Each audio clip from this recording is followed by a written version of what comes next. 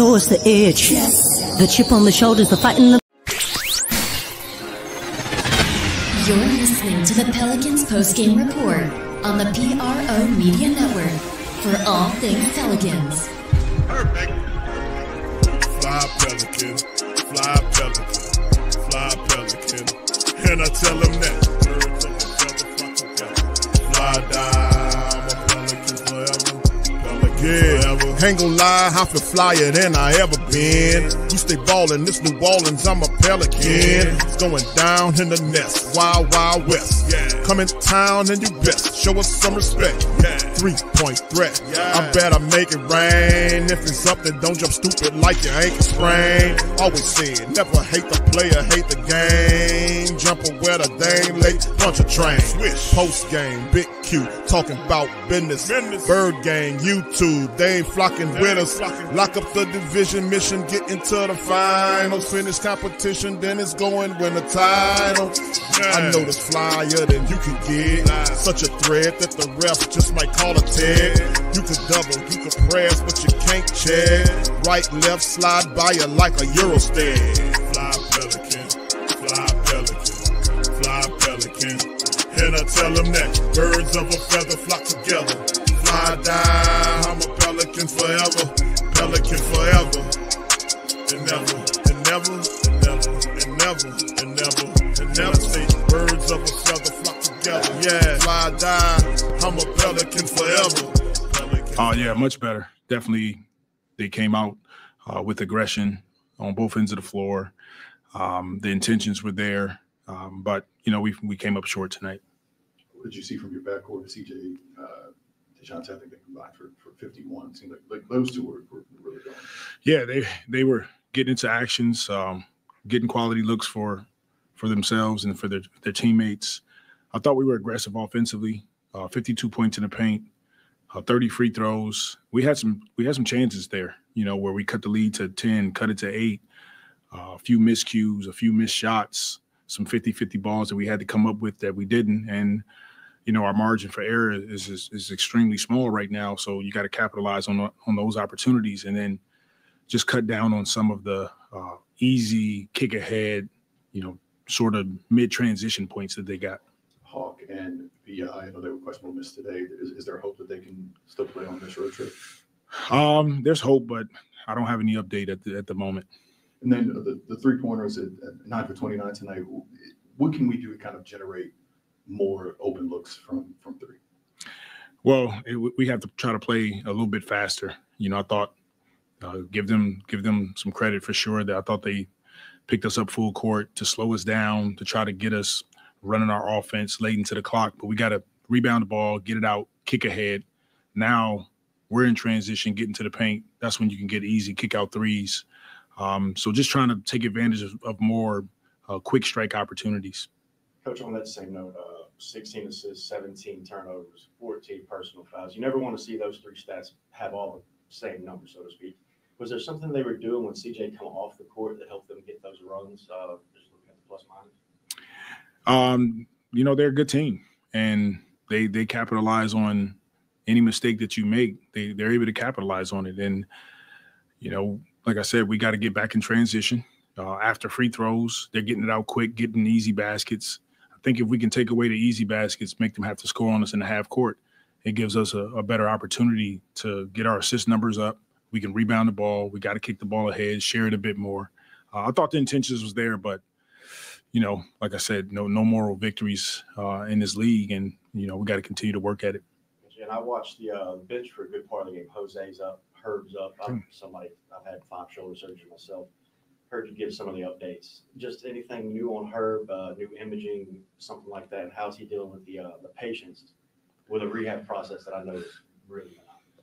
Yeah, it's been tough on him, and it's been some challenges in terms of, you know, being out, and Herb wants to be on the floor with his teammates. You know, but there's some hope that we will get some of these guys back soon, and until then, we just got to continue to stay together, keep working at it, and get back after it tomorrow.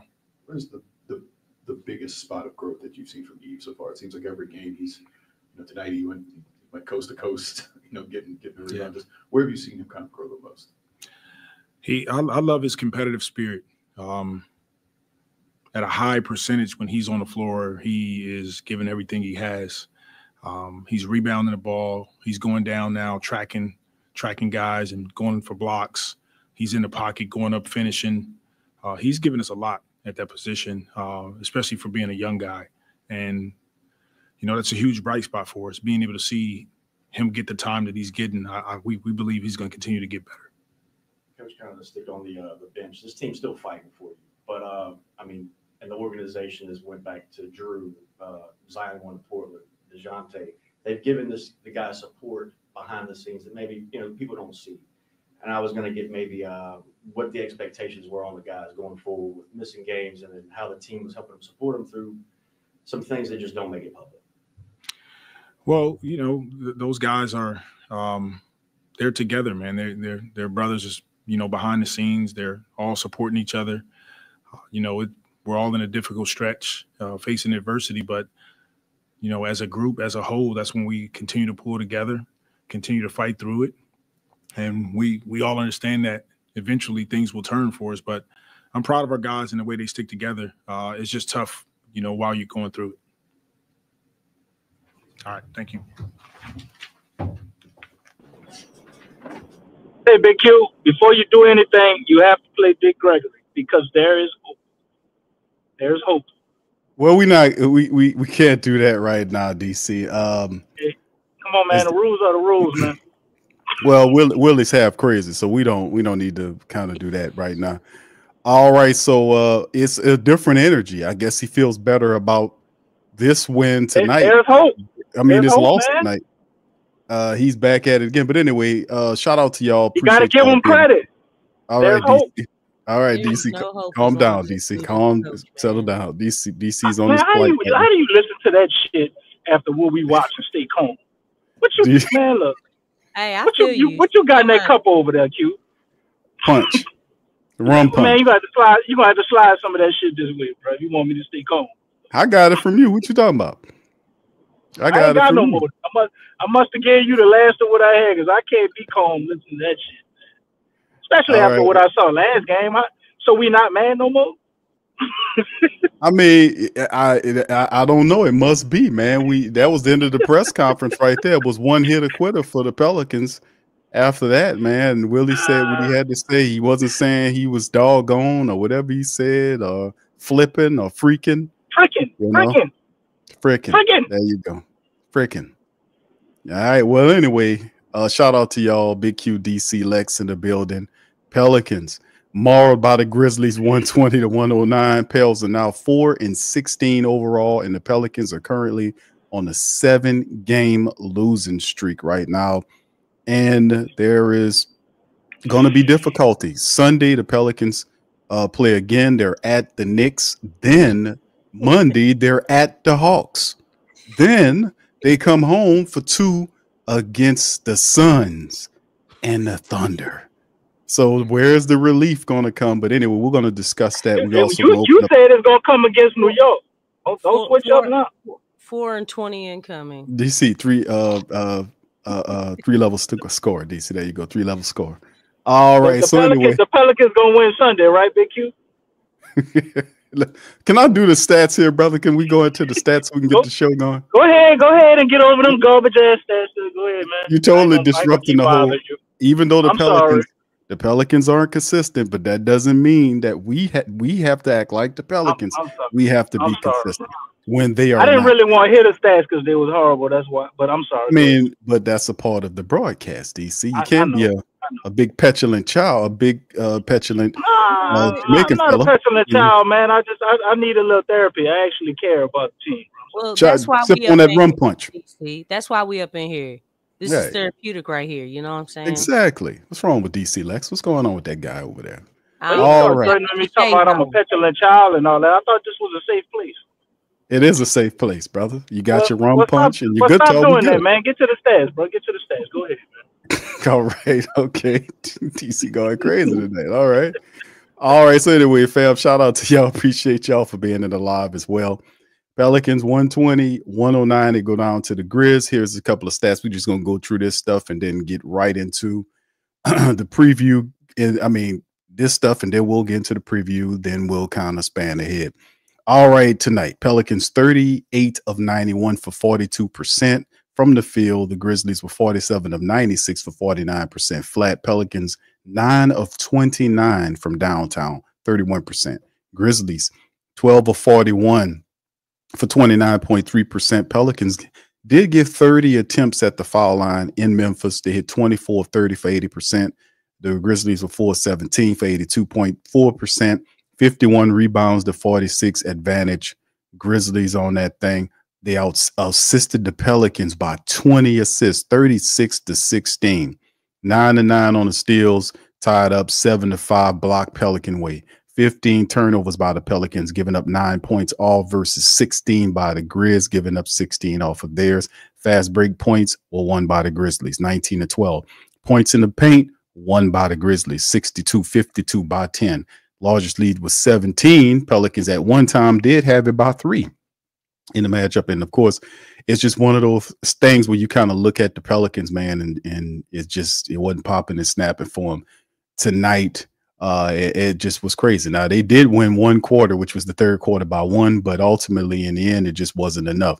30 points by CJ McCollum tonight in 36 minutes. He was 11 for 19 from the field, 3 of 7 from downtown. For CJ, 21 apiece by DeJounte Murray in 33 minutes, 6 of 17 from the field, 3 of 6 from downtown. He was perfect from the foul line, 6 of 6. 21.6 rebounds, 6 assists for DeJounte Murray. 21 for Trey Murphy. He had 9 rebounds to go along with that. He was 8 of 23 from the field, 2 of 8 from downtown. 16s from Yves Missi, 16 points, 14 boards, and 3 blocks for him in a 31-minute effort.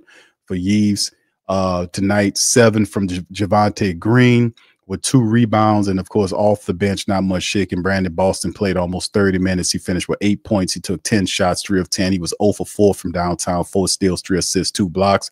2 from Elfrid Payton in 15 minutes to go along with 3 assists and 3 rebounds. 4 from JRE, 3 rebounds and 14 minutes of action. Pelicans went 9 deep total, and in the end, they got ran off the floor. They got beat by a team playing better. 27 points for Ja Morant, 7 assists, 3 boards, 23 from Jaren Jackson Jr. with 8 rebounds tonight, 20 off the bench for Santi Adama, who was just lighting the Pelicans up. He was 3 of 3 from downtown to finish with 20.6 rebounds for the 7-footer, 7 from Jay Huff, also 11 from Marcus Smart, 13 from Wells to help the Pelicans go down. So there you go. Pelicans shift and fall yet again. So we'll shift to the family members. We'll shift to DC and Lex and hear what they have to say about the Pelicans' performance tonight. Lex, what say you? I'm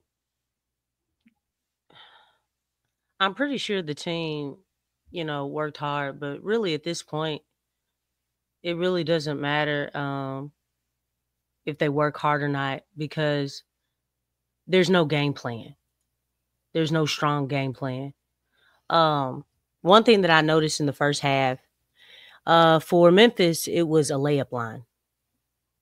It was a dunk fest. Like, even with Missi out there, it's like, why are they getting layup after layup after layup after layup after layup? Easy shots. And then I'm looking down on the other end, and it's jump shot after jump shot after jump shot. And I don't have a problem with jump shots. I don't want nobody to think like that. But what I do have a problem with is, why is the other team getting layups, which a layup, for those if you didn't know, is the highest percentage shot on the floor. It's the highest percentage shot. It's a layup. Why are they getting the highest percentage shot on the floor every single time down the floor, and all the Pelicans are getting is jump shots? Something is wrong with that. Something is wrong with that. No, that can't happen. That means, I don't know, defensively, you're not doing something right. It's like, that's almost like you're just letting the other team go past you and just lay the ball up. but they got a lot of layups, a lot of back doors. Their ball movement was really looked really good. The activity with the hands, it's like there were no deflections. It's like, okay, guys, I understand, like, maybe defensively, communication wise, you are not able to do well on defense. But y'all do know something about active hands move your feet. You can deflect the ball. You can get in, passing lanes, something to break up rhythm. You have all that length out there, and you're not even deflecting the ball. And the way that they were getting into the lane, they were small, just quick passes. The timing, those windows were just there, and they just whipped that ball up in there, and they got it there. It's like, stuff like that just should not happen. And we're not even talking about Ja, doing the things that he was doing. Scottie Pippen Jr., he was, just slashing the lane, or he fumbled the ball and just pivoted, just did multiple pivots and just was moving the ball. Just basic things, basic basketball. That's a huge concern, because this isn't the first time this has happened. This has been happening. But the other thing is, Willie said something, and it really bothered me. I forget who asked about it. I think it was Lopez, but he was saying, how is it possible for you to get the team to make more threes? And his answer was pace. And I'm like, dog, faster. I got a problem with that statement. It's not the daggone pace.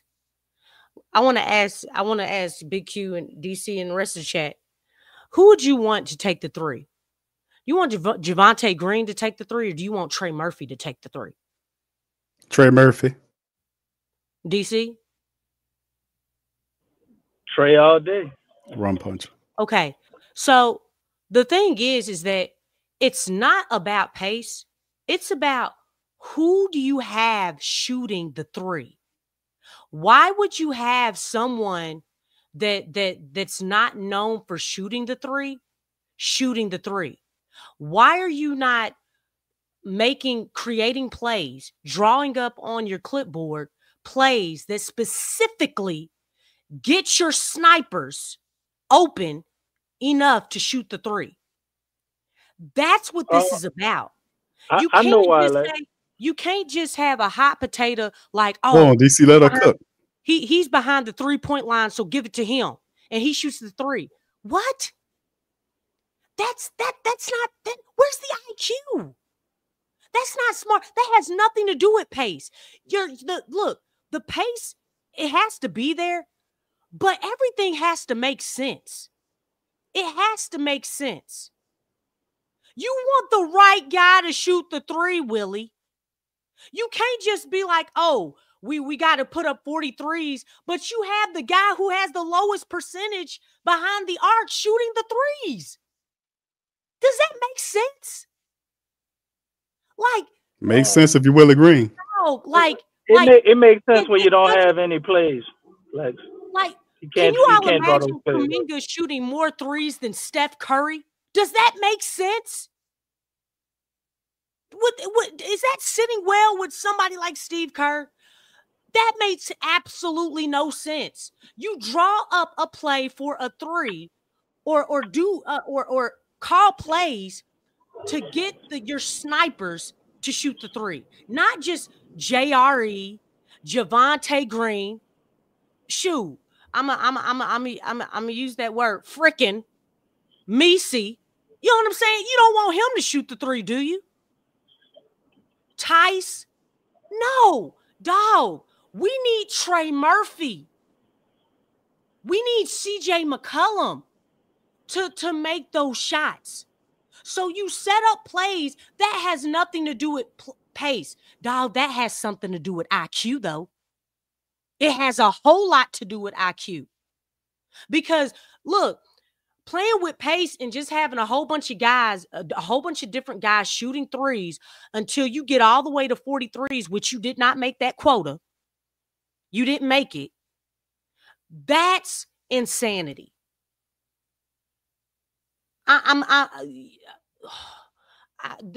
As a coach, that's insulting. What are you talking about, pace? Pace is not the answer to everything. Dog, it's about IQ has to hold some weight. And it holds more weight than pace. Because let me tell you something. I've seen slow teams, okay, win games because they had high IQ. Because they had the right person shooting the three. Because they moved the ball. It's ball movement and player movement. They knew how to play in a half-court set. Don't tell me nothing about that pace junk. That's not feasible. I'm gonna need you to expand your coaching brain, whatever, if it's there, because I don't feel like it is, and it's not gonna be there ever. Willie But Hope I had a problem with that. Go on, DC. My bad. I mean, it's kind of hard for somebody to do something that they've never been able to do, having shown you that they can do it and haven't done it. The more I look at it and we look at the success that Willie Green has had as a coach, I think it's purely just the guys that were out there were figuring it out. So now you don't have answer. Well, figure it out, at your crib and just stay there. That's what he used to, Lex. That's what he used to. He used to them figuring it out. So it's like now that he's got guys that can't figure it out, we don't have a star player out there, or we didn't until DeJounte now. And as you can see, Willie look a little bit more upset as of late. Yeah, and I'm glad he does. I'm glad he does. I hope Murray gets up in his behind, like, every game and everything in between. Because the thing is, this is ridiculous. Like, dog, you're not making sense. You're not making sense, man. I'm a middle school coach, for you to be on the pro level, I mean, it's like, dog, like, I feel insulted. Like, dang, what am I doing on this level? You know what I'm saying? I mean, it's like, shoot, can I have that job, please? Goodness gracious, because that's ridiculous. What's going on? Go ahead, DC. Handle your business, bro. Nah, he's taking care of his business. All right. But yeah, this ain't a good look by the Pelicans. Like I said, man, this is Pelicans overall of 4-16. They're currently on a 7-game slide, and they sell you on the idea that we're gonna get a couple of these players back. They're gonna do this, that, and the third. And they keep saying that. Yeah, that's all they have. But that's all they have. Back, and they still exactly. Like so. What you mean to say is when you get specific players back? Hold on, Lex. They don't start saying the names. Hey, they don't have the right players back. But the thing is that even with the correct players back, hey man, coaching still matters. You still got to coach. And even when those players are back, you still don't position these guys for success.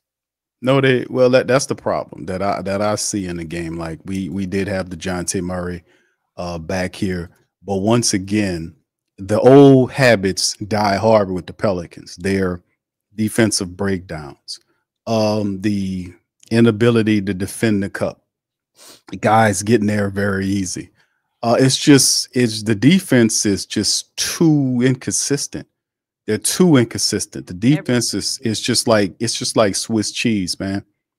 The defense is Swiss cheese. There's holes everywhere. They don't communicate well enough. I don't know why Willie Green keeps running these zones out here. In order to play the zone, you have to communicate.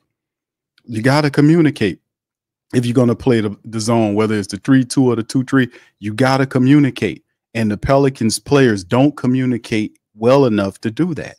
They don't. Guys are constantly getting beat. They're doubling guys when they're not supposed to. They're leaving areas. They're not communicating. They're not trusting in each other. And you hear it all the time from the broadcasters. Antonio Daniels talks about the communication. Pelicans don't trust each other on defense. That's what Antonio Daniels was leading to. It's like defense is about trust. You got to understand and trust that this guy can cover this guy. So even when you get simplistic and talk about the stuff that Willie's supposed to be good at, even if he might not be good at the offense, we know he's not, but the defense is supposed to be Willie Green's strong suit. He's failing there. And even when the Pelicans have guys like DeJounte Murray, CJ McCollum, and Trey Murphy available tonight at the same time, they still lose the game 120-109. They still lose the game. So you got your hitters back. CJ gave them 30. Trey gave them 20 plus. They had what? 3 players over 20 points apiece for the Pelicans tonight. Yeah. They had 3 guys that contributed points. Yeah, you had hold on, let me put it on screen for the family members so they can see it. Here you go, fam. Well, we just went over it, but you had 30 from CJ McCollum in 36 minutes, and you had 21 apiece from both DeJounte Murray and Trey Murphy III. Even Yves threw in 16, but outside of that, nothing else from anybody. And like I said, it's just one of them situations where the Pelicans defense is just Swiss cheese. You know, like I said, and I don't know if you're Willie Green, what you do. I mean, obviously Willie's message is stale. Is very stale. Like yesterday, well, the day before yesterday, prior to Thanksgiving, he came out, he was upset. Then after that, the next game, it was no upsetness. He went back, he defaulted back to what he was prior to them losing into the Toronto game. He went back to, I'm proud of my players. He went back to adversity is good, such and such. He went right back to that, but you still lost. Nothing changed. Nothing changed. You still lost. You know, so I don't know what to say, man. I don't know what they do here. And as we move it forward, man, like I said, I don't know. You keep burning all these tapes. Shit, you're going to set fire to the building because it ain't too much, you know, that they're doing. They're just putting out a bunch of bad performances. It wasn't as worse as the Raptors. Yeah, it's not good. So they've been actually selling this bad product, you know, for years now. This has been a bad product, you know. And yes, I am talking about, you know, even with the, you know, so-called winning seasons, it's a bad product. These guys are not positioned for success. And, you know, and I talked to DC about this. We talked about it on the stream and right before the show. But, you know, the thing is that we say all the time that this is a talented team. But the thing is like, are they really?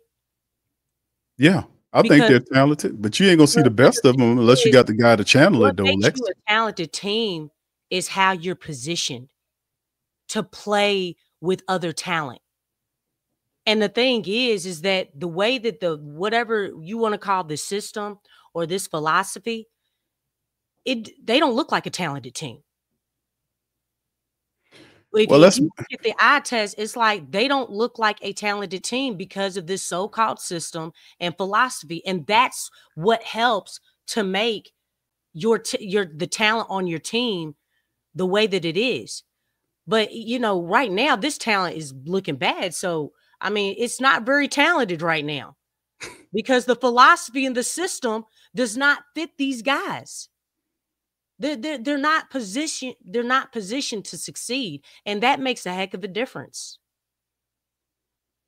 That's a big part. But see, that also it's a big part of the team doing well is the fact that the coach has to bring out those attributes in his players. He has to make those players fit. He doesn't have that, and he's not showing that. And that's what I was saying about him having the floor general. You getting DeJounte Murray back, you know, the second game since him coming back, and it just looks more of the same. You know, it's like guys are getting frustrated, and it's not the fact that they're not scoring enough points. Hell, they scored 109 points tonight. The problem with the Pelicans is they don't get enough stops. Everything is too easy for the other team. The other team scores too easy. It scored too easy on the team where the guy's supposed to be the top defensive guy. So I don't know what you do if you're the Pelicans. Now, as we progress forward, not to beat a dead horse, but we moving forward. The next matchup is against the New York Knickerbockers. They're 11-8. They're 5-2 at home. The Pelicans have to go up there to New York on Sunday, 5 p.m. tip-off time, and take care of business against this goddamn team.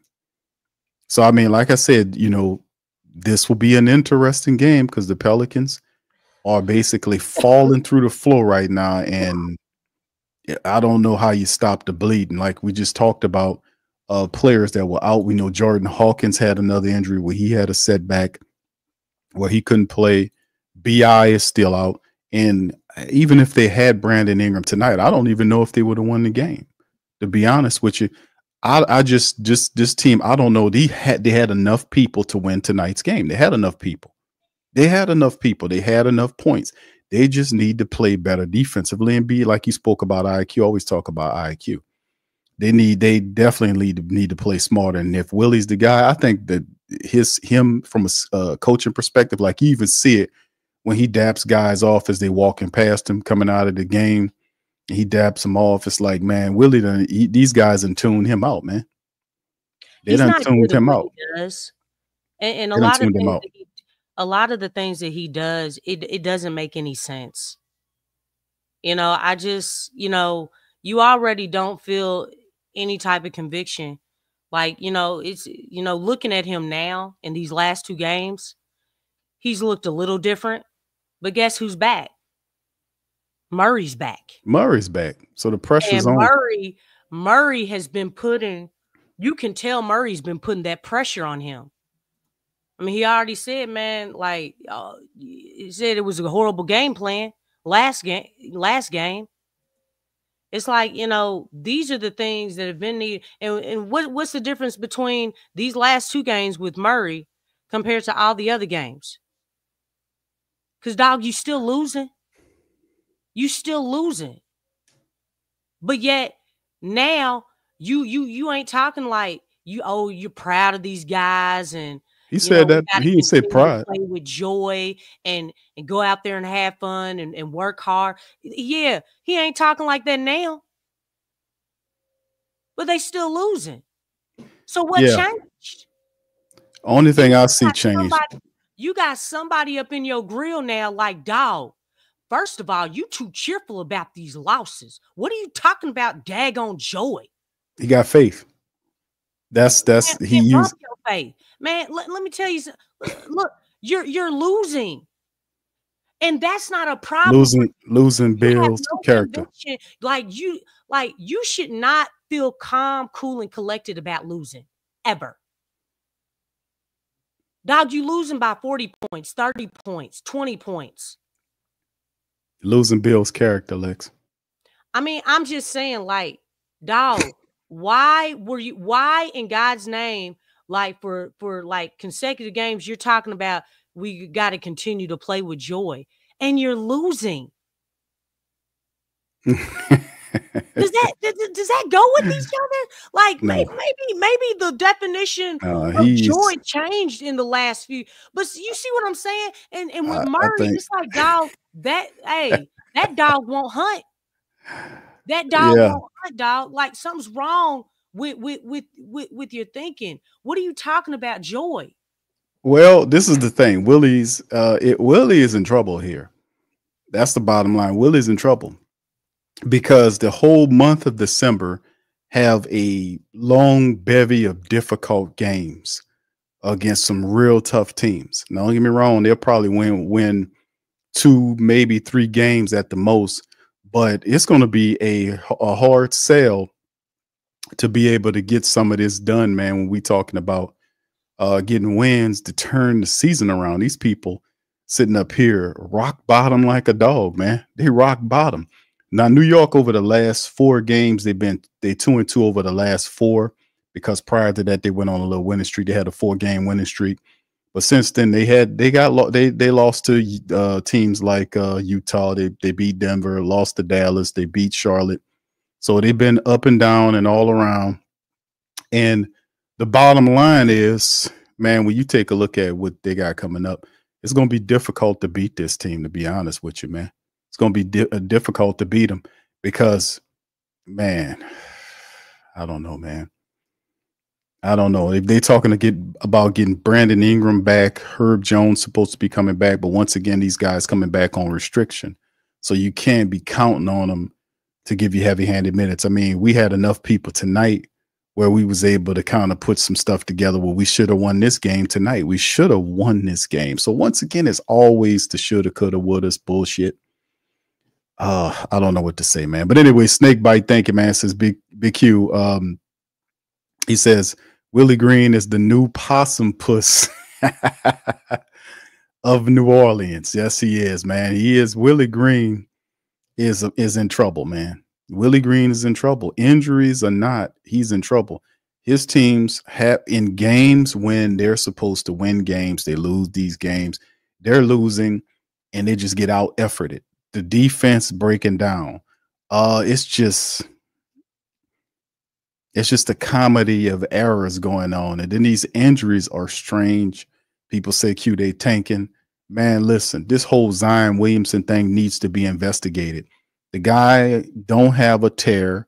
He doesn't have a partial tear or a full tear. It's still a strain. I don't know. No strain that's going to keep you out this amount of time. I don't know. That shit needs to be investigated. David Griffin and all these people, they need to be checked with this medical staff, all this kind of stuff. It's just very strange. All this is going on. And like I said, the octopus, it's not beyond him to do that, do what you guys are saying. But I'm saying it don't make any sense to do that. But he knows that if something fails, he got Willie Green out front with all of his joy and all of his proud, and just go out there and play with force and pace. And if we got problems, just, it's all about pace. So go ahead on and speed it up and make mistakes at a faster rate. That's basically what he tell you. But anyway, thank you, bro. Appreciate you for that. Thank you. Fuck too. Thank you, bro. Appreciate you for that, man. Much love. DC, are you still here, man? You all right over there? All right. I don't know. DC having issues and problems. Lex will be back momentarily.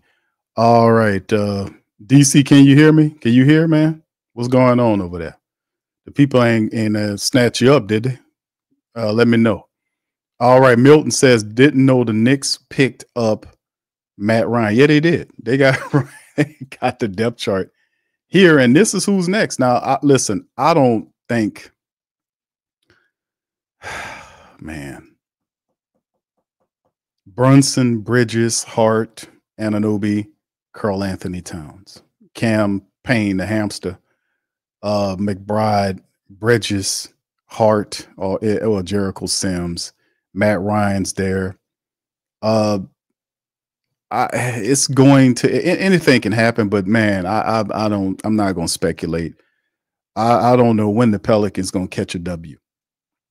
I don't know when they're going to do it, but I understand that at 4-16 in the whole month of December, maybe except for 2 or 3 games, they look like they can win, because these are some heavy-handed games coming up against some tough teams. And I don't know, you could be seeing these people, shit, 7, 8 in crap, 20, what, 26? I don't know, man. But if they don't turn this around, it's going to be an issue. But if there's a fault to be had and it's a person to be fired, he had already put Willie Green up front. But like I told you when he came in, Willie Green sold his soul for this job, because nobody wanted this job, because they ain't want Griffin picking his people. Griffin told them people, listen, you can have the job, but I need to pick your assistant coaches. And the guy said, what? No, you're not going to pick my goddamn coaches. We're going to pick. And Jock Vaughn said, you can have it. Willie Green said, hey, I'll take it. And he took his ass up there and got it. So at the end of the day, man, whatever fall on Willie, let it fall, because it's a showtime. 4 years in. We do have a talented team. I agree with Lex, but it's up to the coach to direct these people. And he out front and central. So if the Pelicans fail, they're just going to fire him. And then the scope will be put on David Griffin, because that would be 4 coaches in 6 years. 4 coaches in 6 years. And then, of course, they would assign James Borrego the job, and then the Pelicans will start winning right away, because at least you got a guy that knows what he's doing. All right, but anyway, shout out. Stace says, yeah, faith without works is dead. This is true. You can tell Willie asked that when he talks about playing with faith and joy. Man, listen, man, it's effort. It's all about effort, man. But anyway, that's what we got coming up. Listen, for the next game, they got the whatchamacallit, the matchup indicator on there. It's saying this. It looks. My God, I don't know what the Pelicans go do. I don't know what they're gonna do, but they about to lose Willie Green. I tell you what, almost 75% the matchup indicator is going Knicks way.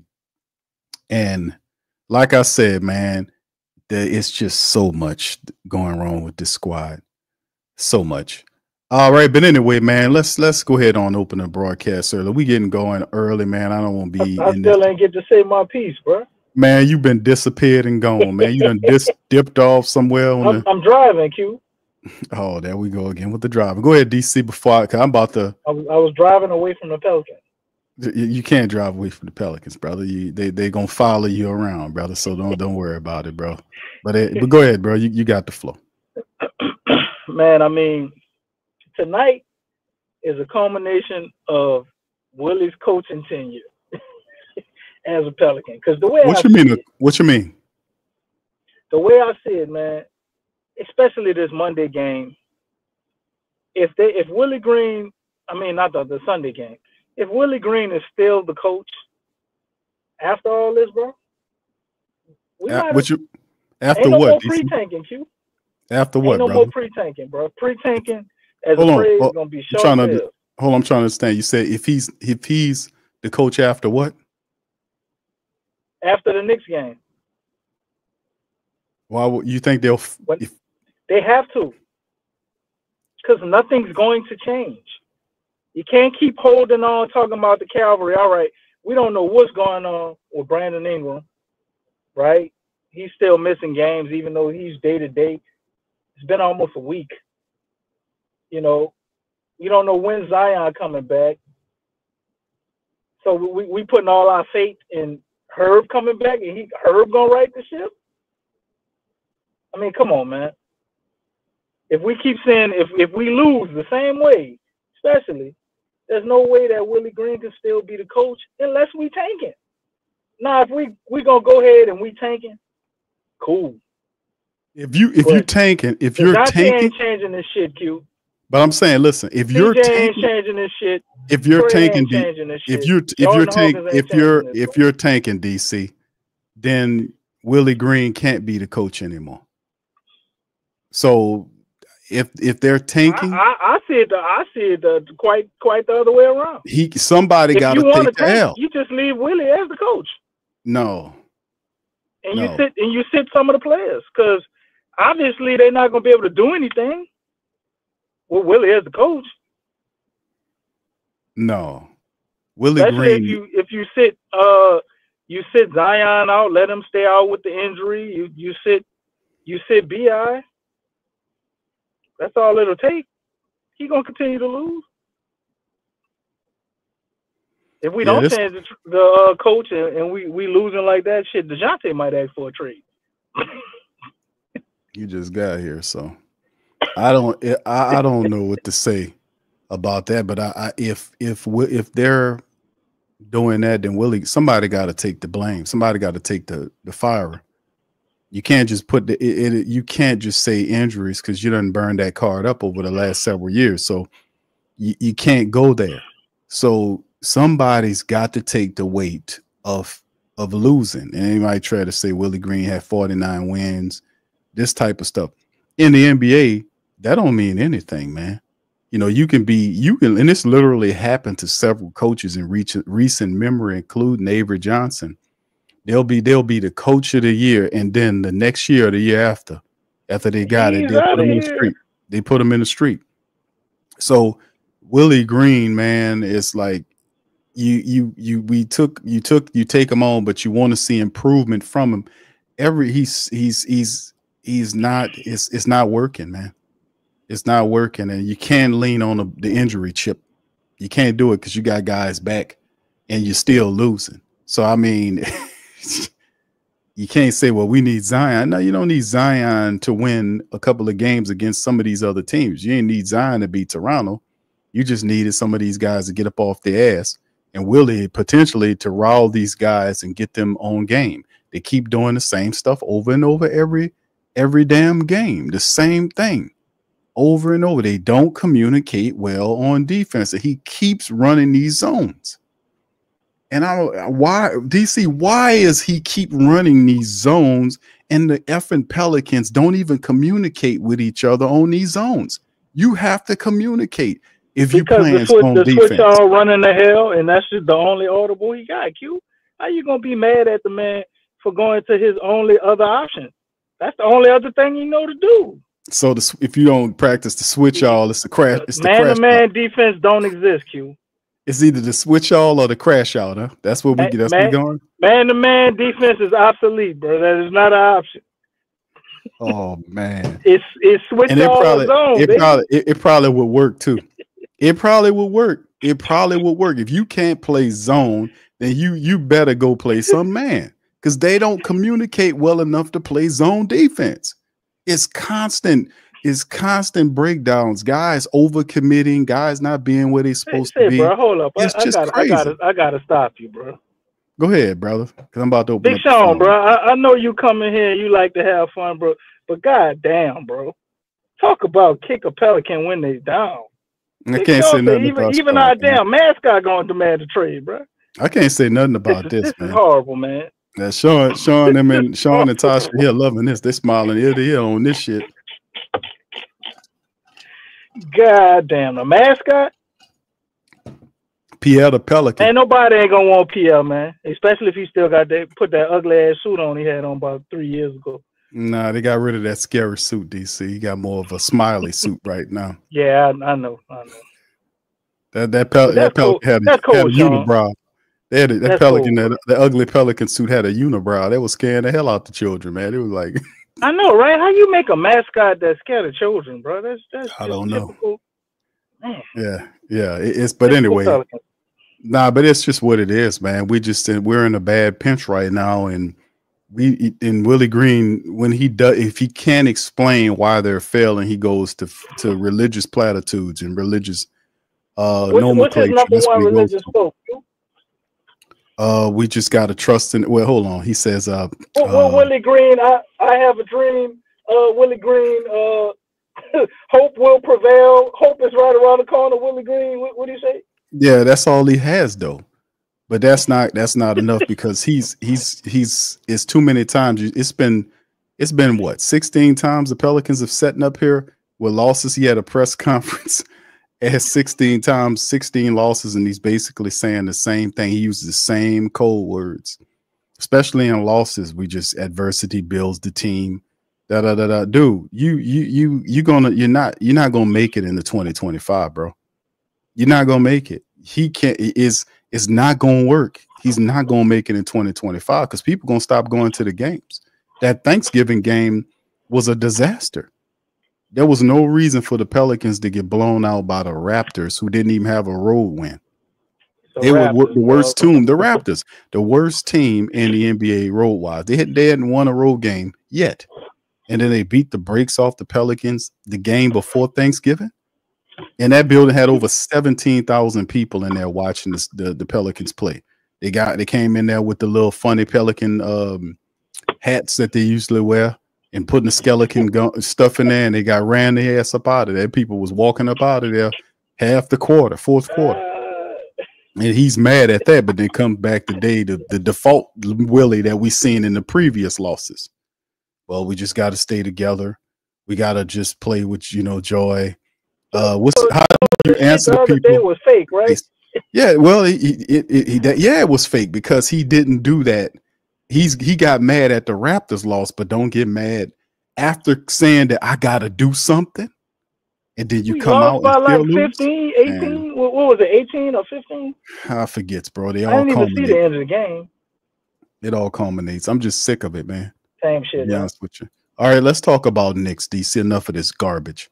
How about the Knicks, man? What happens? Are we ever favored on the matchup indicator? Like, you was favored against the Raptors, I want to say.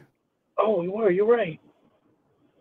Yeah, so go ahead. Knicks breakdown. What happened, bro? The Pelicans lose. Breakdown over. How did they lose? Case. How the did same way lose? they lost tonight. They're going to go out there with the same game plan, and then the other team going to start hitting threes, right? And then what we're going to do, we're going to go to zone. And then we're going to go to zone, and then that's not going to work. And then while we're going to the zone and we're in the switch out, we're going to have a layup line for the Knicks. They won't be able to do anything with Jalen Brunson. Big Cat is going to have a solid game as well. The Knicks are going to be cheering their guys on. We're going to be losing by maybe anywhere from 6 to 10 points before halftime. They're going to come out in the third quarter, and then they're going to put their foot on our neck, right? And then we're going to be going into the fourth quarter, and the game's going to be over already. And we can start the podcast. That was actually pretty good. What time the game for, Q? We can start the podcast at it's for 5? It's probably going to be you and Lex on the pod, man. I'm going to be on Saint duty. We can start the podcast at about 6 o'clock. Yeah, that'll be you and Lex on there. I'm gonna be on the Saints broadcast recap because they play. Saints play for 3, Pelicans play for 5. So I'll be on the Saints recap. So that'll be you and Lex on the Pelican duty. That breakdown was actually pretty good, DC. So that almost, I think that's exactly. When you've seen it like 15 times, bro, it's pretty easy to do. It's pretty easy to cap it, right? Yeah. Good grief, man. All right, but anyway, fam, it's we're gonna hit you. The link is in the chat, man, for y'all to chime in. We got a strong cutoff time of at 10 o'clock tonight. So if you want to chop up game on PPR, the link is in the chat currently. So pop in. We'll have Lexxah bounce back in a few minutes. Yeah, the family matter to tend to. But, we are here. So we're going to pin that link to the chat. So if the family members want to chime in, now is your time to be heard. So shout out to the fam. Appreciate all y'all. Please do me a service. Hit the like button. Also, if you're not a subscriber, hit the subscribe button and feel free to share the show on social media feed. PPR in here representing the flocking nation. Stand up. Come on, don't stand up for the Pelicans. Stand up for yes.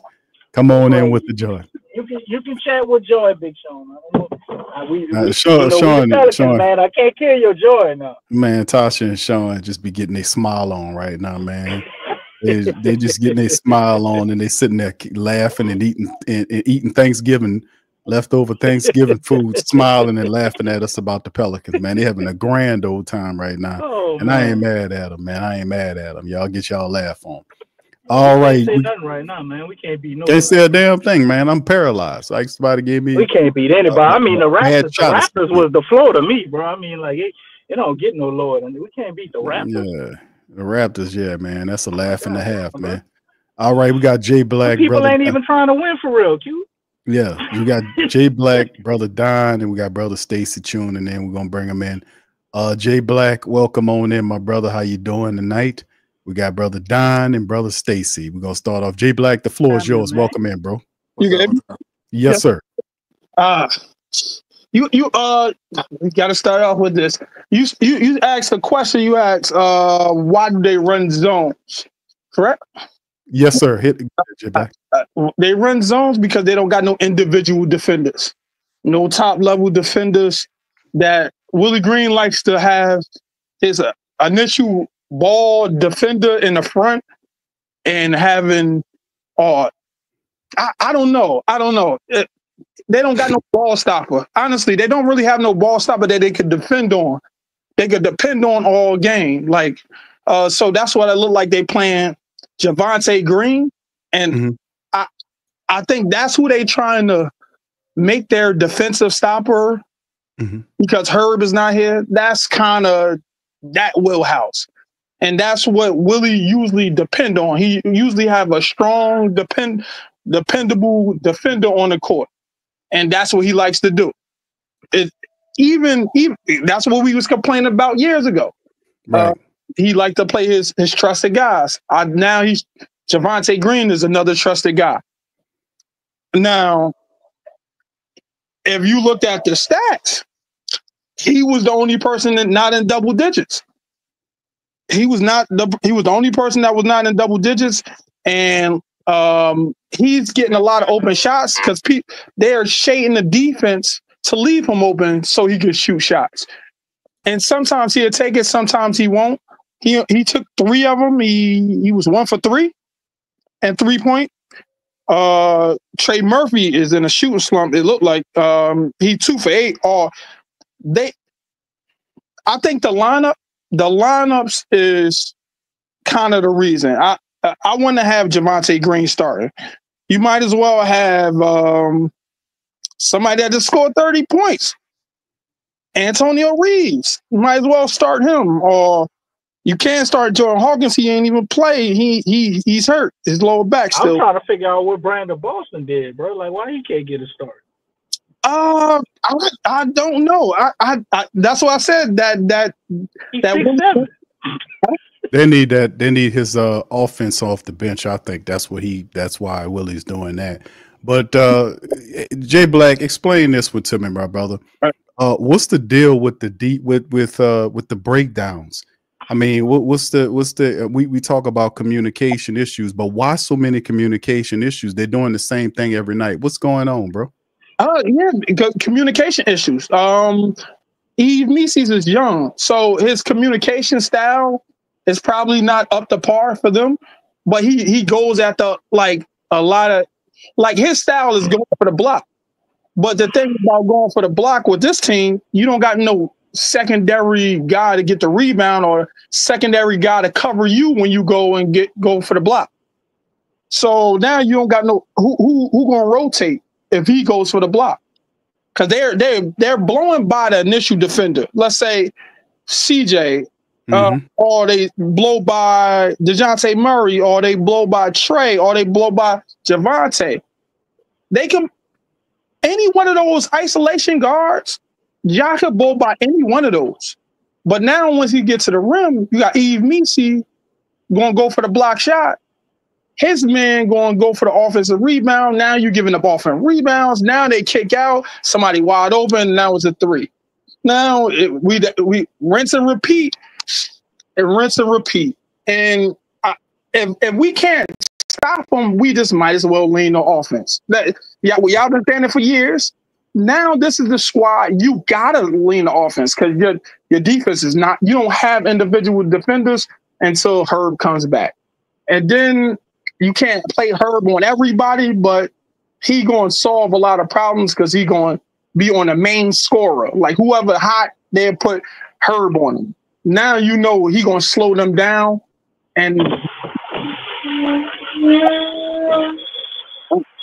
that's how I usually do it. The cut off the faucet. How y'all do your wings? I ain't never ordered the wings before. Yep. Oh, I'm sorry, DC ordering some curry wings. Go ahead, Jay Black. My bad, bro. No, you ordering jerk chicken over there, man. I do. What's wrong with these wings? They're supposed to have jerk chicken on them. Go ahead, Jay Black. Now the thing with the defense is, Willie's a defensive coach, so he gonna always have a defender on instead of not going for offense.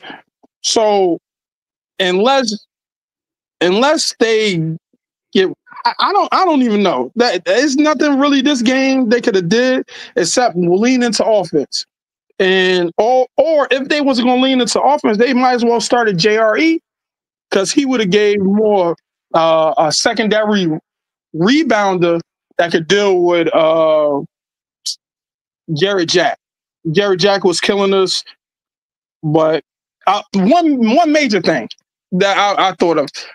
One major thing was in the second quarter, we got them in foul trouble at the 6-minute mark. All you do is you got to attack the basket. We got them in foul trouble at the 7-minute mark in the fourth quarter. All you got to do is attack the basket and try to draw fouls and try to beat them at the line. That's what you're supposed to do as a coach. You see that, you're supposed to attack that. That's what you're supposed to do, not get goaded into taking open threes because somebody's open. Nah, fuck that. They in the foul trouble. We were supposed to attack the basket. We still was settling for threes because the threes was open. And I kind of mentioned this last time I was on. OKC, when they got it in their offense, just they going to drive They're going to drive, try to get a foul, try to get a layup, or the last thing is kick for an open shot. We don't do that. We don't try to draw to get. We got a lot of fouls tonight, and we could have got them in hell if we just kept attacking the basket. All right. Thank you, Jay Black. Hold tight right there, my brother. Brother Don and Brother Stacy, welcome into the broadcast. Brother Don, the floor is yours, my friend. Welcome in. What's up, fam? How you doing, bro? So I'm doing good. Good deal, bro. So it was another typical day from the Pelicans. There's nothing new. So it's just like Brother Stacy always say, we always going in circles, circles and circles and circles. So we in the Willie Green circus right now. So it's ridiculous. Well, I ain't even gonna say Willie Green, the Pelican circus, the New Orleans circus, because the Saints was dealing with issues too, and I'm sure y'all still dealing with issues. But yeah, man. Like Jay Black was mentioning, I guess them playing zones because there's no defender, there's no man defender and stuff like that. I feel as though, as far as man on man, guarding the perimeter, I don't know. We possibly could have had better defenders than what the Grizzlies had out there sometimes. We actually got the best though. No, we actually got the best. We actually got the best on-ball defender in the league. We got DeJounte Murray. Right. Out of all the superstars, right. So it's like that's really like, I understand your point, Jay Black, but I wouldn't even, use that excuse for Willie because, like I say, bro, like we have people that can do things here. We have certain weapons. We just don't know how to utilize them motherfuckers. We got a coach that's not helping our players. These guys went out there, they did compete tonight, but what you seen was the DeJounte Murray effect. That had nothing to do with Willie Green, none of that. DeJounte put that pressure on him. You know what I'm saying? I just seen, how he was looking. I seen his demeanor. It was just a little different. Him walking into the locker room like, oh man, what am I going to say? What can I make sense out of in this halftime locker room speech? You know what I'm saying? It was pressure on him. Even when he took DeJounte out, I think, was it the end of the second? It might have been, no. I think it was the third, middle of the third, and then DeJounte was kind of walking over like, bro, you ain't had to take me out, bro. He had that type of look. Mm-hmm. Willie kind of held him back. Like, yeah, I'm going to get you back in the game, whatever he said. But DeJounte wasn't trying to hear that shit. And then also, mind you, when we cut it down to about 10, going into the fourth quarter, Willie Green did not start the quarter off with DeJounte. And he should have started the quarter off with the person that has been keeping your ass in the game. You know what I'm saying? Thanks. Like the only person that's leading the charge to make shit happen out of thanks to the help that you not giving. You know what I'm saying? Like he got to make it happen like all our other players do. Mind you, also, let me just throw this in. I think that's a part of why some of our players get hurt too. But like I say, it's a lot of people not in position, so everybody's trying to make shit happen out of nothing. You know what I'm saying? So it's a lot of they psyching their own self out. They psyching their own bodies out. You know what I'm saying? So, but Willie, man, he, that was in that fourth quarter, he should have had DeJounte in to start off that quarter. He waited too motherfucking long. Mind you, Missy was having a nice ass game, dogging, you know what I'm saying, holding it down in the paint, defending well and everything. Yes, he's still making mistakes, sometimes missing assignments or, you know what I'm saying, different things like that on the defensive end. Sometimes jumping too much. But shit, hey, he was one of the bright spots today. So, of course, it's never going to be a perfect game, but he had a lot of bright spots today. And you're supposed to work with that. Like I say, the coach is supposed to be utilizing his weapons, utilize what he has. You know what I'm saying? And what this guy does when DeJounte comes back in the game, he take Missy out. So now you got bum ass Tyson He got bum ass Tice back in the game that ain't been able to do anything for us the whole night. So like, bro, are you trying to get a win or not? Because, bro, we 4-15. We was 4-15 while we was playing the game, but now we 4-16. But for you to get that 5th win, are you doing everything that you can possibly do as a coach to put your team in the best position? I don't think you are. You're taking people out. You're throwing people off the rhythm and all types of shit. I don't know, like, dog, like, what are you doing? Like, bro, this coaching shit ain't for him. Head coaching ain't for him. You know what I'm saying? Like you say, Big Q, he done sold his soul for the job. We don't need no suckers like that leading the charge. We don't need no suckers like that leading the charge. You know what I'm saying? We don't need somebody that's just so hyped up just to say he's an NBA coach. Nah, man. Hey, this shit gotta mean something to you. What did John say, man? If you ain't pissed off about a loss, then you don't need. I don't know what's wrong with you. Right. Don't even come around me, Slim. We don't rock like that. You know what I'm saying? So, man, the dude is. I never blame these players because he makes us look way worse. When Willie Green is coaching you, you might as well take 10 points off your rating. So if you're 88, you come down to a 78. You know what I'm saying? You're 98, you come down to an 88. He's taking 10 points off your ratings. Just like that. Flat out. 2K, however you want to look at it. Like, imagine LeBron. Yeah, Willie Green got a negative culture stat, yes, he got a negative his culture attributes to do negative. DC, quick question. What kind of goddamn wings you got? He got that buffalo. Spicy. You got the jerk wings? No. Got the curries? Spicy. All right. All right.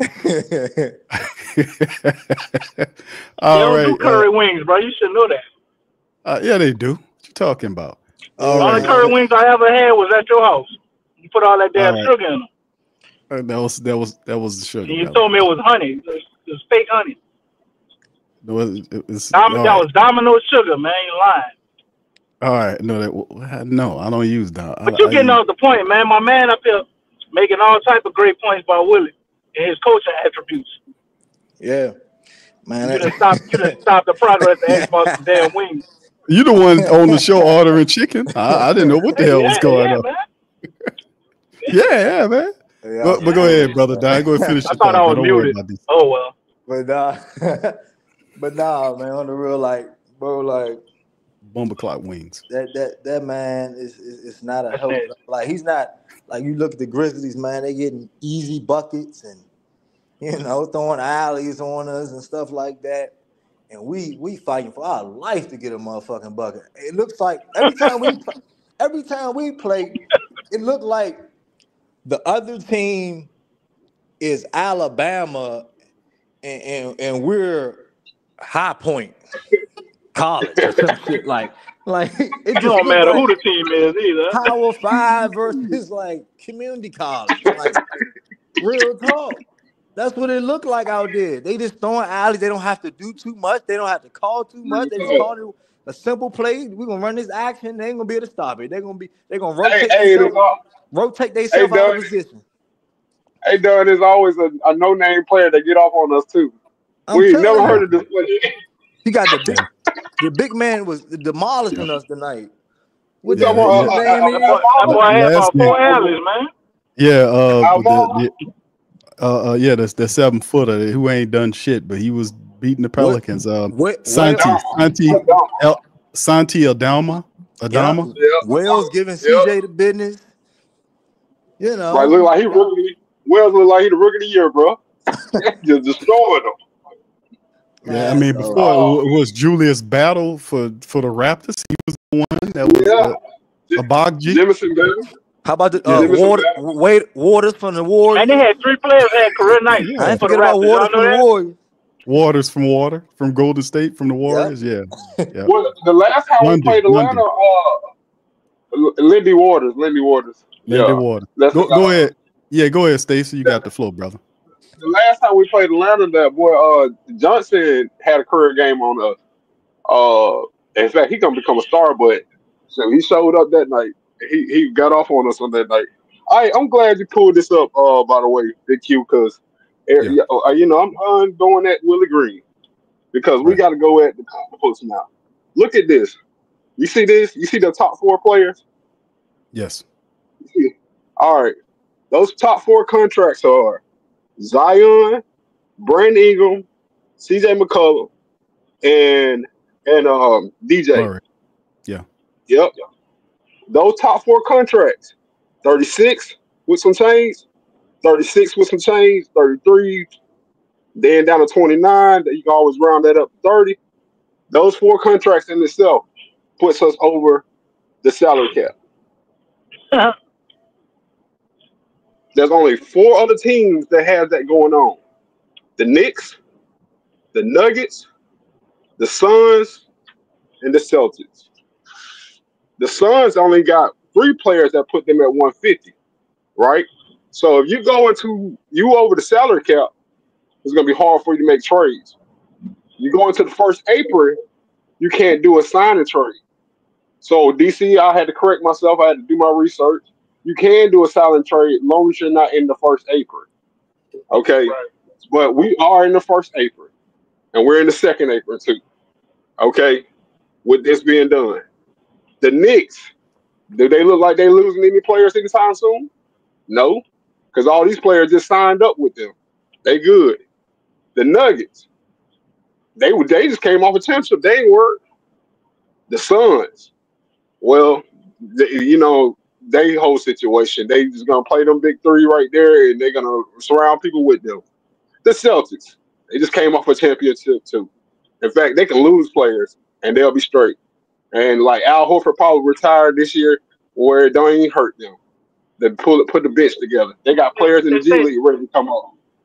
I'd like to introduce you to an asterisk called Zion's contract.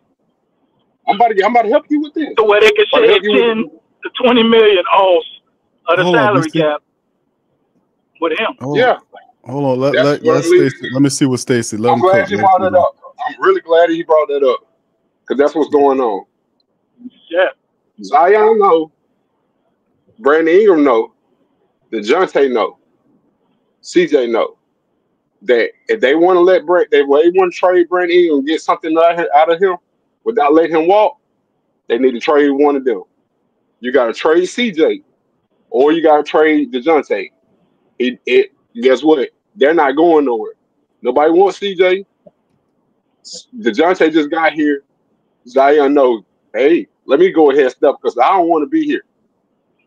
I'm speculating that off the fact that nobody in the league has the same amount of same dollar amount as Zion Williamson. The only person that was close was OG Anunoby from the Knicks. He and I really do believe the Knicks tried to call and get Zion before they went after Cat. I really do believe that because he has close to the same amount, $87,000 difference. They would have got Zion up there, and they would have sent us down OG, and they would have probably filled in from that point on. But they went ahead and got Cat. One Cat got signed to the Knicks and locked up everything for us, for every team. There's only 4 teams that can trade for Zion, maybe 5 if you include the Bulls doing the fire sale. They're gonna try to get Levine out of there. Ball is trying to go back to his brother. His dad said so this morning that help is coming, and then there was like a whole big old uproar on Twitter and Instagram today that he's talking about Lonzo, and we find out that it's the case that Charlotte's trying to get Lonzo.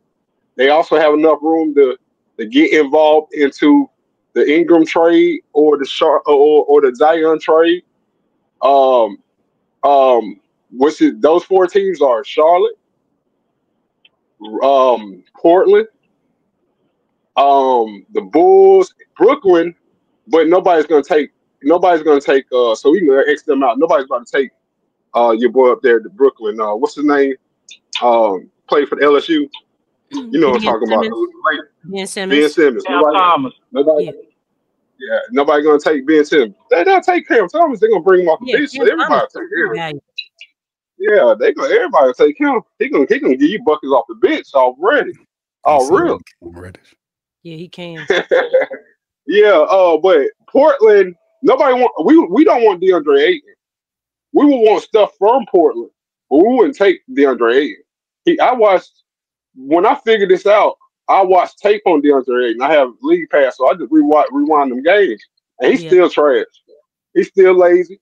He's still cherry picking. He's still standing under the goal, missing shots up under the goal. So no, scratch them off. That 14 that I haven't mentioned yet. Who do y'all think? Lex, you probably can figure this out. Who you think it is, Lex? Lakers. They No, always not even the Lakers. They do have a healthy contract situation. They will find a way though. They'll Yeah, actually they can pull off a move, but it won't be them. It won't be them. It won't be to the Pelicans. I'm gonna tell you who it is. Oklahoma City Thunder. Oh yeah, well, I mean, but I mean they actually good though. This is why. This is why they'll do it, even though they're good. They have a system set up. They have a system set up that those guys, that bench, in fact, they got the highest rated bench in the league, and they also have the highest rated bench player in the league, and Isaiah Joe. He's really good, two-way player and everything. They just gave him a contract too. All them guys that they have raised up, they coming into their contract, their second time contract. They're not in their rookie deals no more. They have 4 first-round draft picks this year. They have the Clippers, themselves, and 2 other teams or whatever. They are ready to reload this, get that superstar right now, whether it's Zion or Brandon Ingram. And you know Brandon Ingram fit in with them. They're ready to get that superstar. Go ahead and let their bench go and replenish it with all the things they got. Because they are so deep that they can't keep all the players. And every last one of them players are coming up on their second-term contracts. They got Isaiah Hurt. You can try. You can look at it right now. You can pull up they roster right now if you want to, Big Q. And that's also that little trade box thing too. And you can try to match it in and watch it go green every single time that you can trade if you want to trade. But even doing that little trade thing, it will not let you trade Zion. It will not let you trade Brandon Ingram without trading Zion. It will not let you trade Brandon Ingram without trading CJ. It will not let you trade Brandon Ingram without trading DeJounte Murray.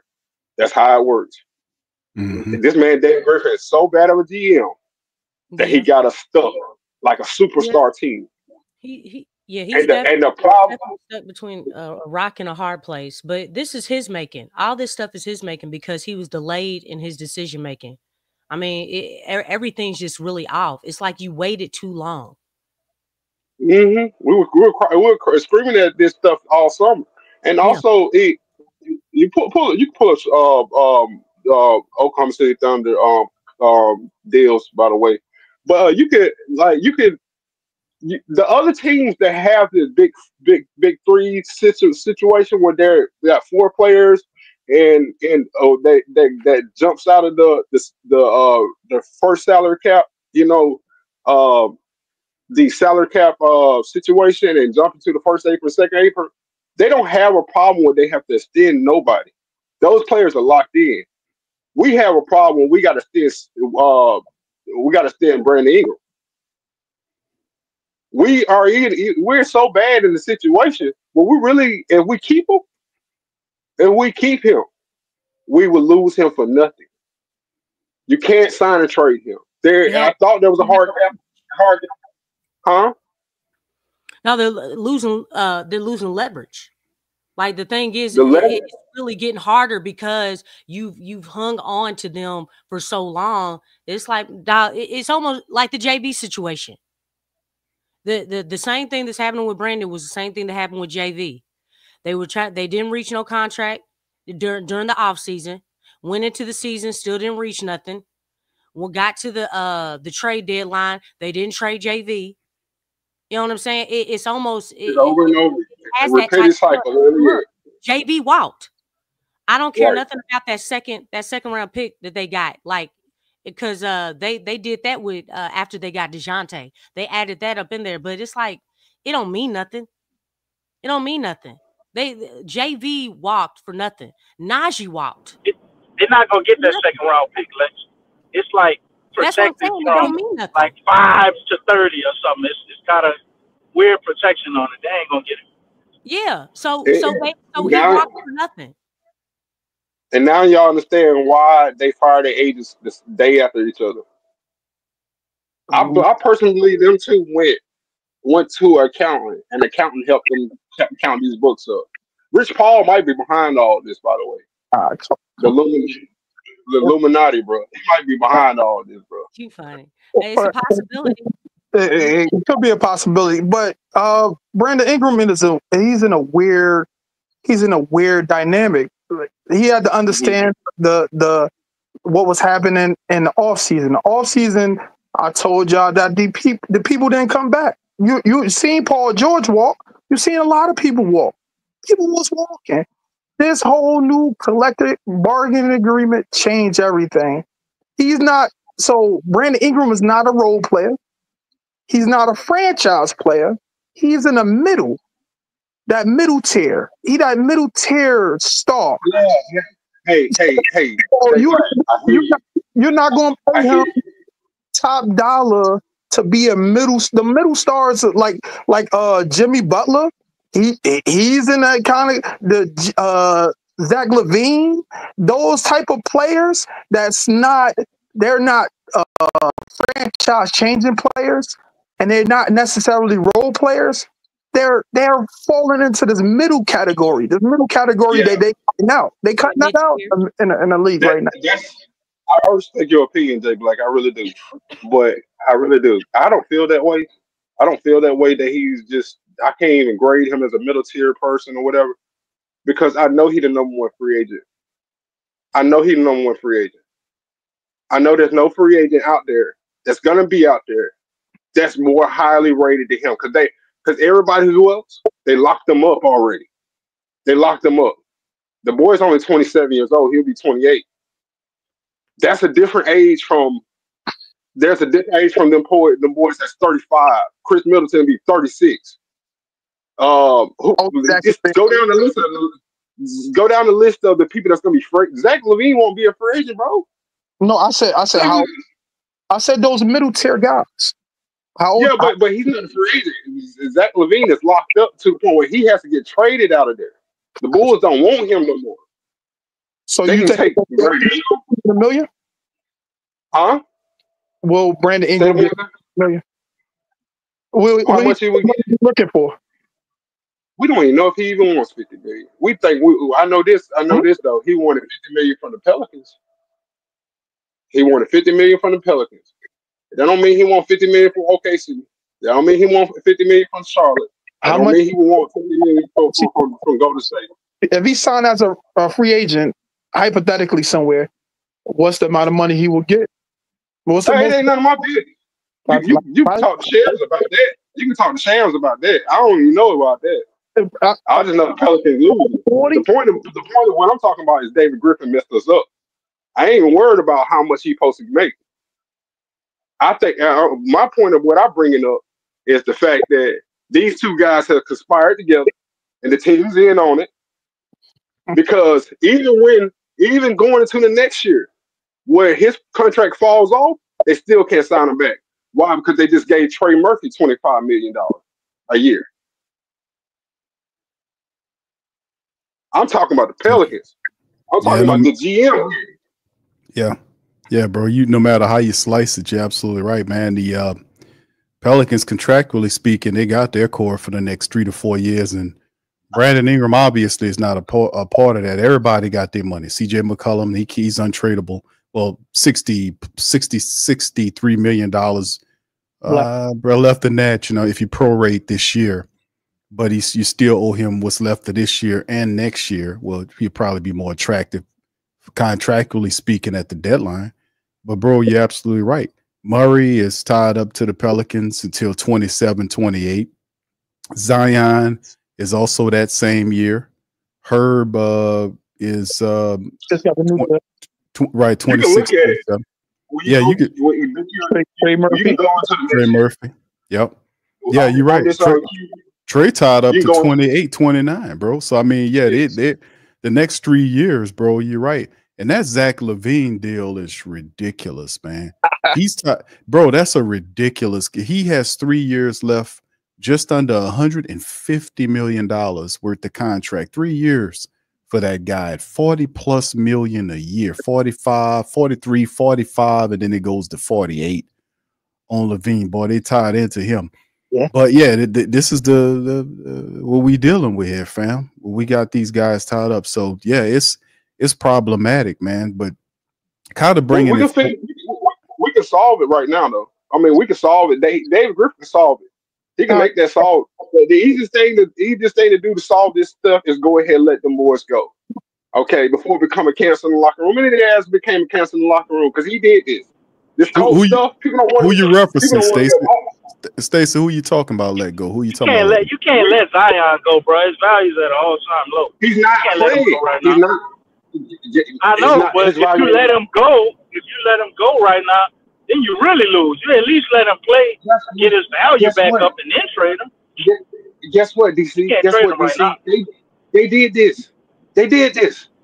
But I'm saying he under contract for 3 years, bro. Like you can still get something for him. How many times has Zion been fined for staying home? They babied him. How many times has he been fined for staying home? That's why I told you about the asterisk earlier, bro. Because we looking at Zion and we blaming Zion. But what if the organization is doing this? Hold up. What if the organization is doing this to save money? They built Zion's contract, right? Yeah. If Zion don't play so many games, he makes so much money, right? And he loses money. What if they intentionally holding him out, slowing his rehab up, making him jump through these hurdles so they can stay under the tax? It could really just be that simple with him. We talked about that last year. And we talked about them with the possibility of looking at tanking. You got Cooper Flag.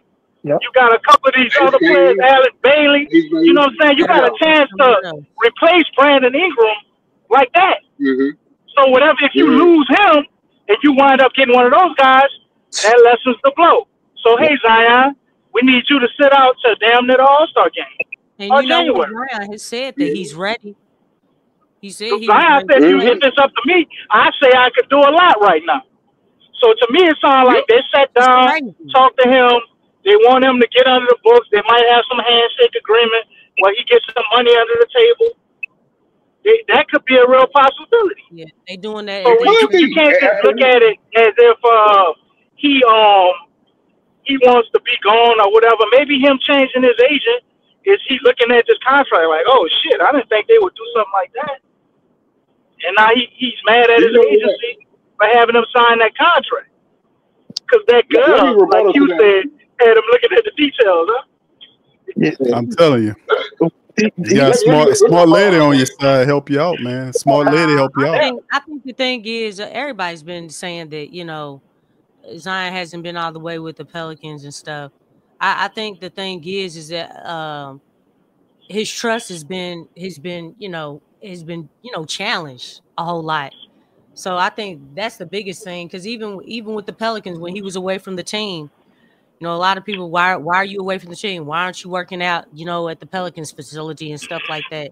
I think a lot of this stuff, even with the agency, just showing that trust. But it's like, man, you really got to kind of do your own thing, man. You really do. But I think that was the biggest thing with him.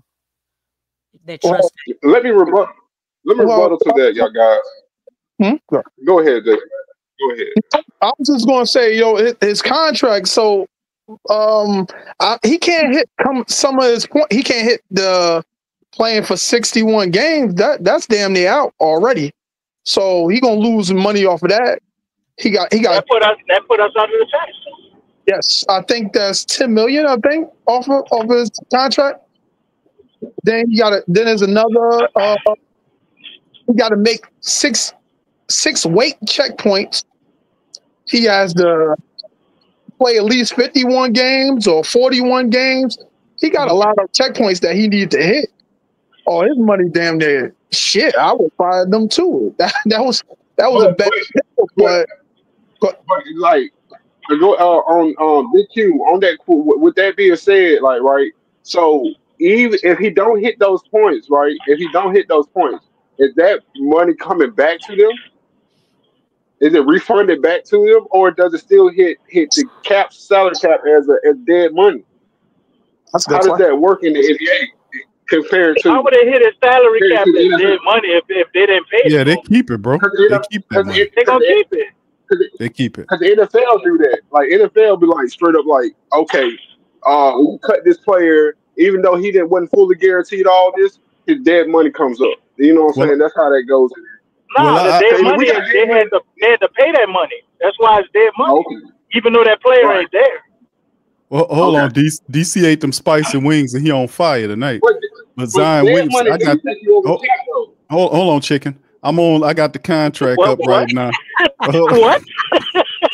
Dang, Big Q, Hey, man. Hey, Lex, I'll be on. I'll be on. Hold on, chicken. Hold on, chicken. Oh Lord. Oh my God. DC eating chicken and now That wasn't me. That wasn't me talking. You talking about old little chicken. No, you order. I heard you ordering chicken earlier today. I'd have had to tell your ass something about that. Old little chicken. Man. You a hot mess, Big Q. But listen, I got the contract. I got the contract up right here. Work it out. While y'all saying. Now here's what they're saying. Zion Williamson's contract with the Saints, with the Pelicans includes several unusual stipulations. Non-guaranteed final 3 years. The final 3 years of Zion 5-year, $197 million contract extension, not guaranteed. This means that the Pelicans can waive Williamson after the 24-25 season without any financial consequences. Weigh-in checkpoints. Williamson must pass 6 weigh-in checkpoints. Mute up, DC. Because you got a lot of noise going on, brother. I can hear guitars and all that shit behind there. Weigh-in checkpoints. Williamson must pass 6 weigh-in checkpoints at 24-25 to guarantee 20% of his 25-26 salary. He must also meet certain gameplay requirements to earn back the remaining 80%. Appear in at least 41 games in 24-25 to earn 40% of his 25-26 salary. Play at least 51 games in 24-25 to earn an additional 20% of the 25-26 salary. Playing at least 61 games in 24-25 to guarantee the final 20% of the 25-26 salary. So 41, 51, 61 are the markers for Zion's contract in terms of games that he has to meet. Then there's a weight and body fat percentage. Williamson combined weight and body fat percentage must be less than 295 pounds. Right foot protections. The Pelicans have additional protections if Williamson has further issues with his right foot. Then there's what? That is crazy. They got hamstring protection in that too, Q? I don't think that. I'm gonna be looking here. I'm looking as y'all talking, man. So I just wanted to throw that in there on some of the Zion Williamson stuff to give more clarity, because you guys are raising the point. We talked about this on several previous streams about the possibility that David Griffin, because it's not beyond him, could be holding Zion, because like you astutely mentioned, DC, Lex, family, about him saying that he feels like he can play. And I'm like, hold on. But it don't make any sense, because we were looking at it. We always do the homework. That's why we brought that up last stream. Right. But that's an obvious point, and it's not beyond the Pelicans to do this. And I hope Zion sees this. Griff and I don't think like this. He definitely would do it. He's underhanded. And the thing is, here we are upset. You know, you can't fully be upset with Zion, because it's like, dog, if y'all have something to do with holding him out, that means you're depriving the fan base as well. And this dude, you need to get the hell up out of here. Play. So how can we fully be upset with him? And it's like, dog, you doing some underlining stuff. You ain't even doing right by Zion, nor are you doing right by the team. You ain't doing right by not the by the city. What'd you say, Stacey? Yep. Not by the city or nobody. Yeah. I mean, that's ruthless. So it's like, look, I mean, this is a jacked up situation, man. It really is.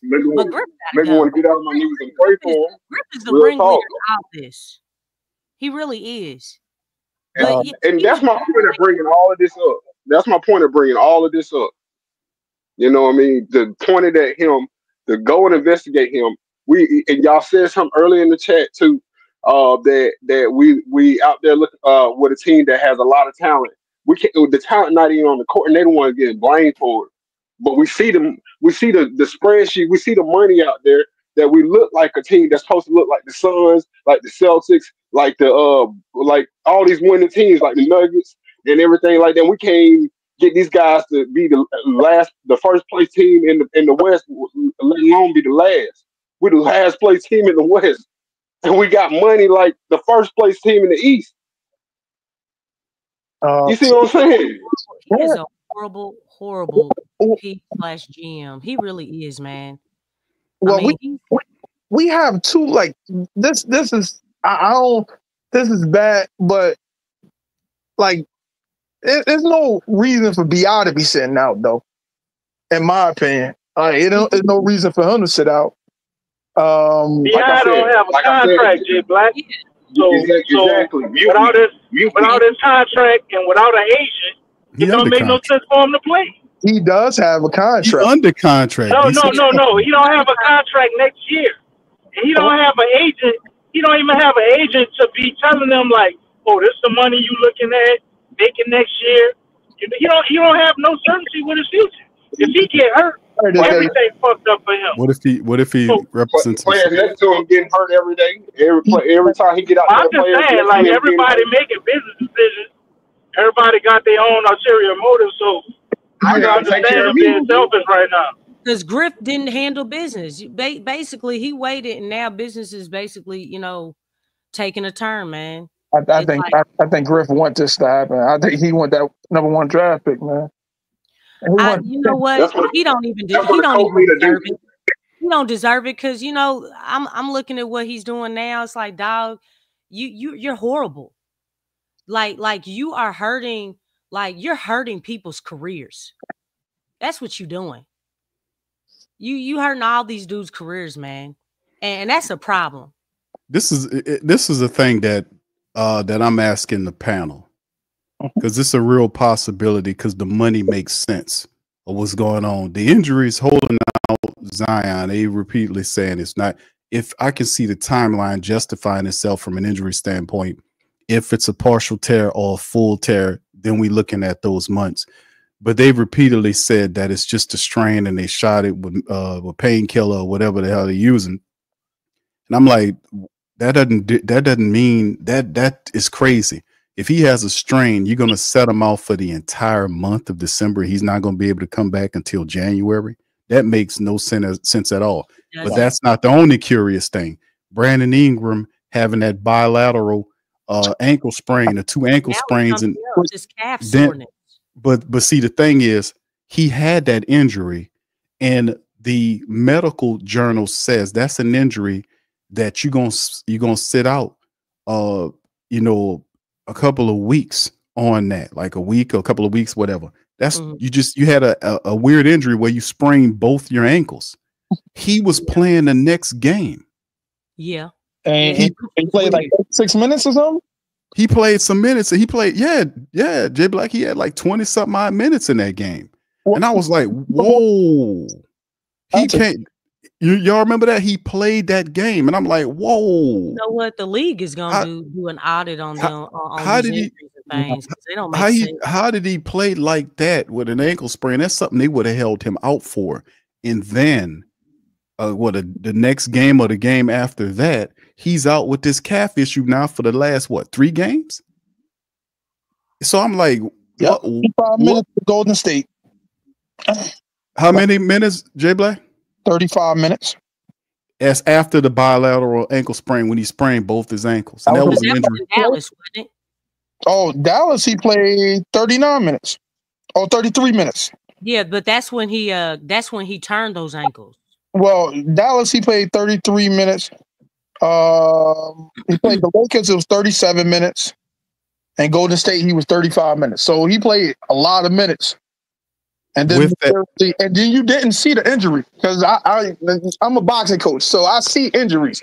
I didn't see the injury on the court, man. I ain't see no injury on the court. If it happened and back, he had a weird jump stop. I think in Dallas. Yeah, it was against. Messed him up. I seen that. I saw him. I seen that. He kind of was limping and stuff after. I saw when he hurt. Yeah, Dermison and all that stuff. He played. It happened in Dallas. He played that fourth quarter. Did he play the fourth quarter? Yeah, he came out that fourth quarter. Yeah, well, let me remember when he kept playing, but I'm saying you could see when he hurt his ankles, like he rolled his feet kind of weird. He rolled them chicken. He played in Dallas, then he played Golden State. Then when more people came back, that's when he sat out. That's when he's sitting out. When everybody came back, that's when he's sitting out. Well, and that's been what, 3 games? He fired his agent or got rid of his agent. He just fired his agent. That's before last game. But he been out for 3 games, right? Yeah, he was out. He was out before he got rid of his agent. But yeah, definitely since he got rid of his agent, he hasn't played in any games. No. Very suspect. So it's very weird how all of this stuff is going on. And just for the record, for the family members on it that asked me about the Zion Williamson, does he have a hamstring clause? And according to what it says Zion contract does not explicitly have a quote hamstring clause end quote, but it does include a clause that essentially makes the final 3, and it basically goes into the 3 years of his deal, non-guaranteed, if he doesn't play a certain number of games, which was triggered by the significant injury history, including hamstring issues, limiting his play time in previous season, meaning the Pelicans could potentially waive him if he continues to miss significant time due to injuries. And then it goes into non-guaranteed years, it goes into performance-based guarantees. And of course, we covered the weight and body fat monitoring clauses that were added into his agreement. So, man, it's, but see, the thing is, a real contract for real. Well, he a grown man though, Lex. He signed this contract because at the time Zion Williamson wasn't in the best of shape. Even if the Pelicans, from a health standpoint or a training standpoint, is subpar in NFL circles, he's still a multimillionaire player. He still has to invest the necessary money into his body because that's how he's going to make money from. He's a professional athlete. He still has the responsibility to hire his own health staff to make sure he's in top shape so he can earn as much money. And the problem has been with Zion, he has been very candid about it. I mean, he went on Gilbert Arenas. We played that whole thing on here. Yeah. He got up on Gilbert Arenas and told, hey, man, I'm going to be honest with you, man. It's hard, such and such, such and such. His pops sit up there and don't do, he feeds into it too. So, I mean, it's a lot of, he doesn't have a strong team around him. He does, that goes to show you. That does help to have the right people around you. But I'm looking at his stepfather, and I'm like, dog, you need to go on somewhere. You know what I'm saying? You are not helping. That dude ain't helping at all, man. Helping your boy out, like, you know what I'm saying? You better put some more goddamn fries on that plate. If you can't rely on family, man, it's like, what good are you? Why are you in the picture? Well, his family is not like NBA level caliber. Right. But you can say that about a lot of families, though. But I'm saying his team, J Black, it's a difference. He shouldn't rely on them for professional help. He should be having professional guys. Like when we said about Karl Malone, when Karl Malone sent that invitation to him, that was years ago. He turned that down. He turned down a couple things with a couple people. With Charles Barkley with the invitation. Charles Barkley was reaching out to him. Yeah, it was multiple power forwards that reached out to him that we were saying years ago that he could have aligned himself with, that actually wouldn't be throwing him under the bus. Like if he was working under Charles Barkley, he wouldn't be throwing him under the bus like he do now. Like he'd have had him in some type of knowing how the NBA works. Like he's just like winging it basically and relying on his family, and his family, this is new to them. I think that's his fault. That's that type of blame, the off the court stuff, that's on Zion, man. I give you a grace period of like 2 years to kind of figure it out and still be doing dumb shit. We in year 6. Like, he's 24. Like, you look at LeBron, man, and where he was at 24, and any other athlete in the NBA that is what Zion expects to be, or what we would expect him to be based on his talent level. Like, you can't give him a pass for that, man. Brian ain't had no team around him. He had his partners, and all of them was on a mission to figure out how to do something to help the mission. So you got to put the right people around you and have yourself in the right circles. Like, that's fully your responsibility, man. You got to be like a sponge and looking for what you need to be a better player. You ask the players that are better than you. Who do you train with and all this, and take their advice. You know, because they got a lot of those players that be wanting to help younger guys like Zion. They're still in the NBA. So that aspect of it, I think that's all on him. What about LeBron? Didn't he ask LeBron? I thought LeBron turned him down. I don't know. It seemed like LeBron turned him down when he was trying to talk to LeBron. That was the second year or the first year? I heard he talked to LeBron as a rookie, but he probably didn't do everything Bron said, bro. Oh. I obviously didn't, bro, because LeBron James is one thing. He's gonna promote him to do better about his body, man. And then his temperament too. Like, if Zion's healthy, like if he feels he's gotta play, then he had as a superstar, where is his emphasis to say, hey man, listen, I'm tired of sitting here. I'm whatever, I want to play. And force his way there. Now, if only way they can stop him is they have to have legitimate data saying that he's not healthy enough to play basketball. Exactly. If he is, he needs to take the standpoint of forcing his way on the court and not being subjected to a snake and a grifter like Griffin. You can't. Okay, if they got money issues, hey, that's not my goddamn problem.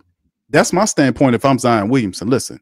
If y'all guys having money problem, that's not me. You're not gonna take money off my plate so that because you didn't do what you need to do in the offseason by offloading a player who you couldn't agree to pay. That don't fall on me. So you're not gonna screw with my minutes and screw with my money and talk this family cult bullshit. That ain't gonna fly. That's what he needs to do. So he doesn't have that star mentality. And that's the problem with Zion Williams. He too cool in the cut. The moment he realize, like just right now, we just going over it, man. We on the outside looking in, but we doing the knowledge. We looking at the contracts. We looking at the injuries. We looking at the timelines on the injuries. Who doing that? We literally a bunch of detectives around here. We freaking, it's Perry Mason and all these, whoever your favorite TV detective is, Monk, all these people. Matlock. Right. Perry Mason, whoever you got, all of the great ones. We up Sherlock in here. Holmes. We in here going through the timeline. Fam, we done set up here and pulled up, this is how we don't trust David Griffin's led Pelican Club. We don't trust these people so much so that every injury they say, we go and investigate, going into the medical journals, not just one, multiple ones, finding out what the injuries are, then looking at the correct timelines, and then figuring out based on information that they're giving us or not giving us, we fill in the gaps. It's a very unique dynamic when you go all in. It's the same thing now. We've said this and we said it before. We've solved the riddle on why they're keeping Zion Williamson out from a monetary perspective. They're keeping, we've solved that. So, I mean, in the end, Zion Williamson has to know that, and he should be really pissed about that. Yeah. And my thing is, if he's not pissed about that, number one, that you're holding me back and I can play, that's underhanded. Number two, if you don't play me, I'm going to demand you to trade me. That's would be something I'm going to go to, because you're not going to hold me back from playing so that you save money. Right. See, that's underhanded. That's two things I need.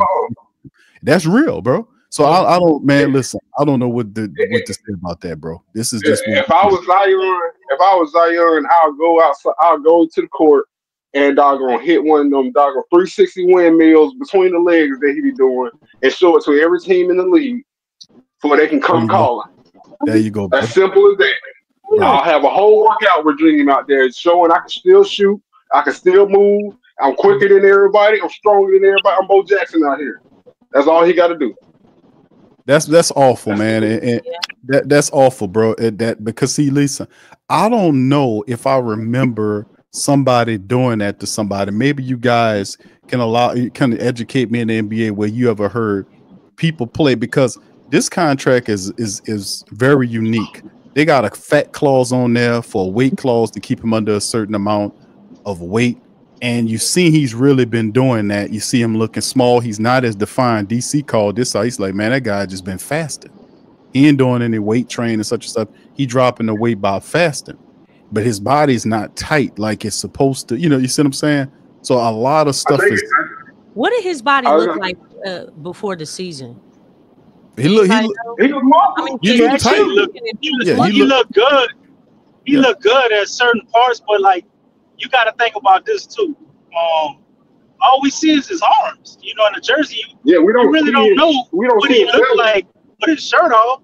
So like, you can tone one muscle group better than the other, and your body will look kind of awkward in that way. So we don't really know. We just know his arms look tighter than they did when he was getting the tattoo. Based off of that tattoo, they said that tattoo was in the off season. They said that tattoo that he got was in the off season. So that's kind of how. This is the question. If that's the case, why drop the video now? Yeah. You showing your shirt off?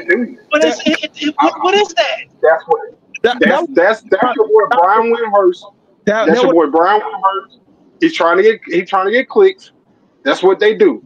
No, that's what they do. But Zion and his team recorded the video, bro. So like, I can't blame ESPN when you got a cameraman in there and you editing food in the tattoo videos and stuff like that. I think it's weird, man. It was for the tattoo. So that changes things if that was done in the off season. Yeah. The thing is, everybody's been going in on them. I mean, you know what I'm saying? The memes and all that stuff. So, because it was you do things in the off season, and I think they was going to make it drop right now, anticipating he was going to be playing good, but they had it preordained to have it drop right around now. And so that was come on, Jay Black, you can't read the room, though. No. They can't read the room. Oh wait. I'm just. Let me ask you something, Jay Black. How many of your boxers get out of shape and when they don't have a fight? Say that again. When they don't have a fight lined up, how many times you seen your boxers get out of shape? A lot of them. Yeah, a lot of them.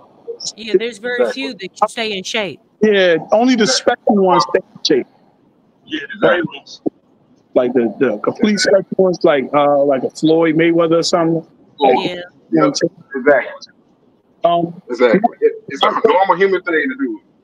No, Zion, he's sending a lot of things that we just have to pay attention to. Like when he said that, with the tattoo thing, he did that for promotion for the tattoo artist. That was more for the tattoo artist. That wasn't for him. He probably was forced a contract or something that states that he had to drop at a certain time or for publicity, whatever, how they do it behind the scenes. Now, I remember him saying that he loved playing basketball. That's how he stays in shape. Then that's what he need to be doing, is playing basketball somewhere. That's you don't never hear about him playing basketball nowhere. The only time I heard Zion playing basketball somewhere was when he was playing with those children in New Orleans. Yeah, it was more like a photo op type thing in the summer camps and all. Did he go to China? Did he just go to China? He was in China this summer, right? China, and then he was working with what's the That was a Jordan brand. That was a Jordan brand event that he was mandated to go to. He went there to play ball. It was all cameras, and it's like you're not really playing for real. Like when you hear about the guys going to UCLA and all that playing. You hear about the tournaments Michael Jordan and all them put together, and what Kobe was doing the whole season, and LeBron. It don't matter. You know what I'm saying? It's I don't know, man. I see it as different when it's not a photo op thing. Is his name Aaron Nelson? Not Aaron Nelson. What's the dude? We don't own these players, bro. We don't own them. Play for the Celtics. Kendrick Perkins. Maybe he's doing. We just don't hear about it. Maybe. Aaron Miles. Yeah, him. Thank you. Yeah, he was down in Dallas. Okay, Will Guillory did an article. It was a fat article. Y'all remember that? Yeah. And he talked about they were down there. He had a chef down there. He had a trainer down there. Aaron Miles was down there, and his stepdad, and he was down there training. Will Guillory did a fat article. That article was long, and we did a stream about that. But that's what he had been doing for, after he got back from China. Ooh. He was training down there, and we did a whole show on that. And another thing, we don't own these players, man. They're basketball players of our favorite team. We don't own them, and that goes for everybody. That goes for David Griffin. That goes for Gail Benson. That goes for everybody. They're not owned. This is a free country. You know, I can understand if he was in Russia and he was a Russian, that he had to always date back to them and whatever. However, Yao Ming was made in China. You know what I'm saying? He really was made. They put two basketball players together and made them fall in love and made them have Yao Ming. That's true. And he had to keep in task with him through his whole life. This is a free country. He don't have to. He's not obligated to answer to nothing, but he do need to stand up for himself and everything. And he's in a horrible organization. And I promise you, if any of these other teams get him, he's an MVP candidate. Yeah, that's simply what it is. Yeah, and that's teams set up. What to do with him, they know exactly what to do with him. Because one thing I'm gonna tell you, like I look at Charlotte right now and how they rebuild it right. One thing, like the two of my favorite players, they weren't my favorite players before now, but they're two of my favorite players on the team now. One, Taj Gibson and Seth Curry, and then Cody Martin. These are the veteran leaders to make sure these guys stay on track. They also got a player enhancement coach, which is Kemba Walker. Kemba Walker is the fixer for LaMelo and all the young players. When they have problems, what's it called said it, his job is to come back and tell me things and to get to know the players and deal with them and come back and tell me. That's not a problem. That's easy to do. If it's Kemba Walker, he's the best player to ever play for the Hornets. That's easy to do.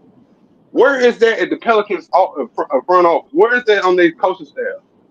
Where is that? I mean, how we gonna have all our best players? They was dying to get out of here. Like we don't have a culture to have that. We got Wesley Johnson and Antonio Daniels and I don't PJ. Where's PJ? PJ Washington. We gonna go get him. David West don't never really talk about us.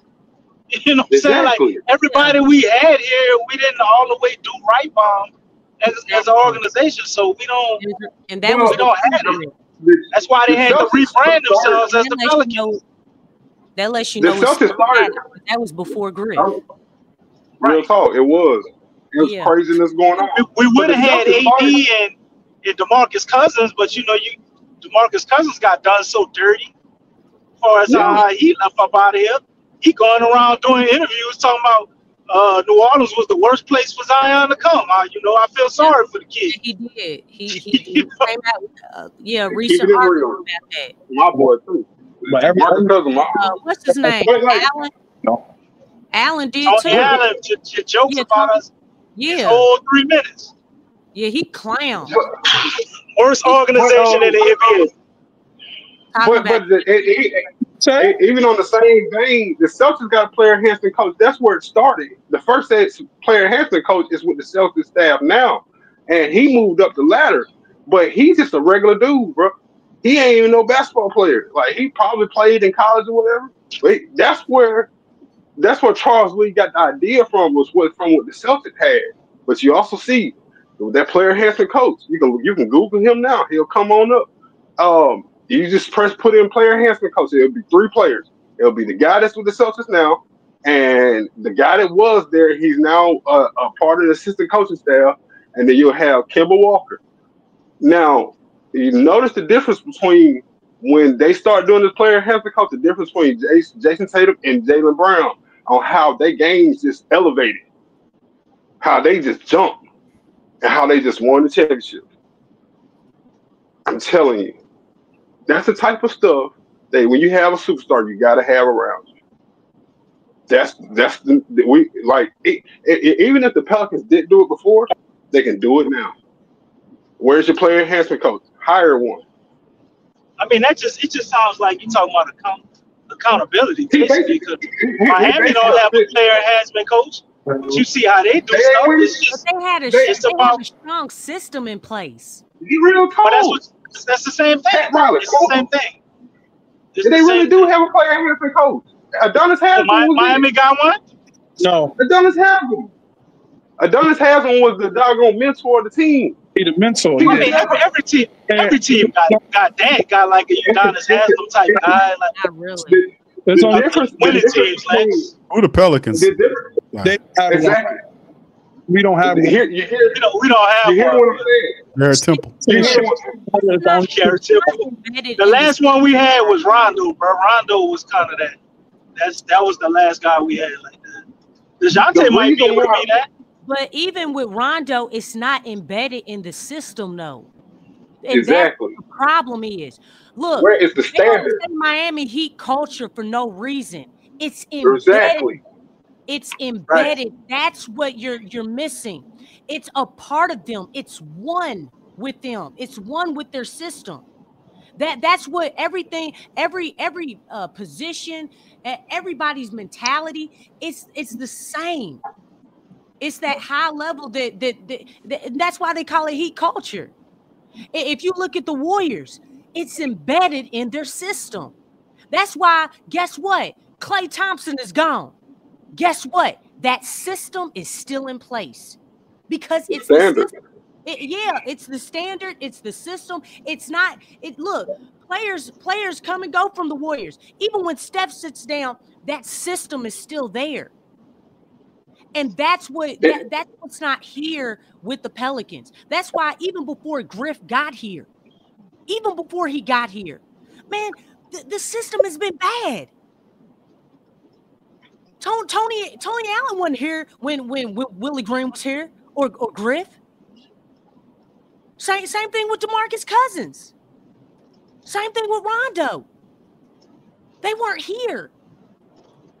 So when you start looking at like, man, there's something deeper wrong with this organization. Because yes, Griff is a problem, but who knows? You know, Griff leaves, Willie Green leaves. You know, whoever comes up here next, it could very well be the same thing. You know why? Because the thing is, it's embedded so badly. All right, then get rid of the owner. Because you talking about no, you can't do that though. You can't do that. That's not allowed.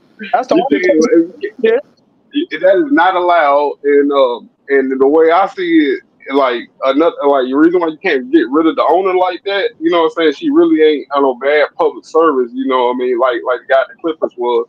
She's not nowhere near close to that. And as long as the Pelicans playing, we watching it. And as long as the Pelicans are playing, somebody's at the game. They packed that. We losing really bad. They still packed it on Thanksgiving Eve. That's the reason why you can't even make a move like that. The thing is, the reason why I bought the Charlotte Hornets with their player enhancement coach is the fact that the Heat, compared to the Heat and everything, the Heat got their identity, got their status. They already had one, and Charlotte is trying to get there. Pelicans and Charlotte somewhat in the same boat. They're trying to get to a championship. They're trying to make playoffs. They're trying to change their identity. Hopefully, they're trying to change their identity to Pelicans. But I know the Charlotte Hornets has made the step to do it. Oklahoma City made steps to do it when they got rid of Russ, Paul George, some of the greatest players ever, Kevin Durant, let them walk, all that junk, and look where they at right now. They like a team in the West that's destroying people right now, and that's the difference. Like, and it's like tonight's game showed us what it was. The grindhouse gonna be the grindhouse.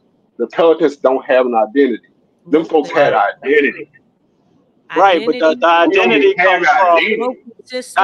comes from accountability, and it comes from the system. So Like I get what you're saying about the owner and stuff, Lex, but Miss Benson don't know basketball. So you got to look at the whole organization from people who are making decisions. Like she was handed this franchise. You got to remember that.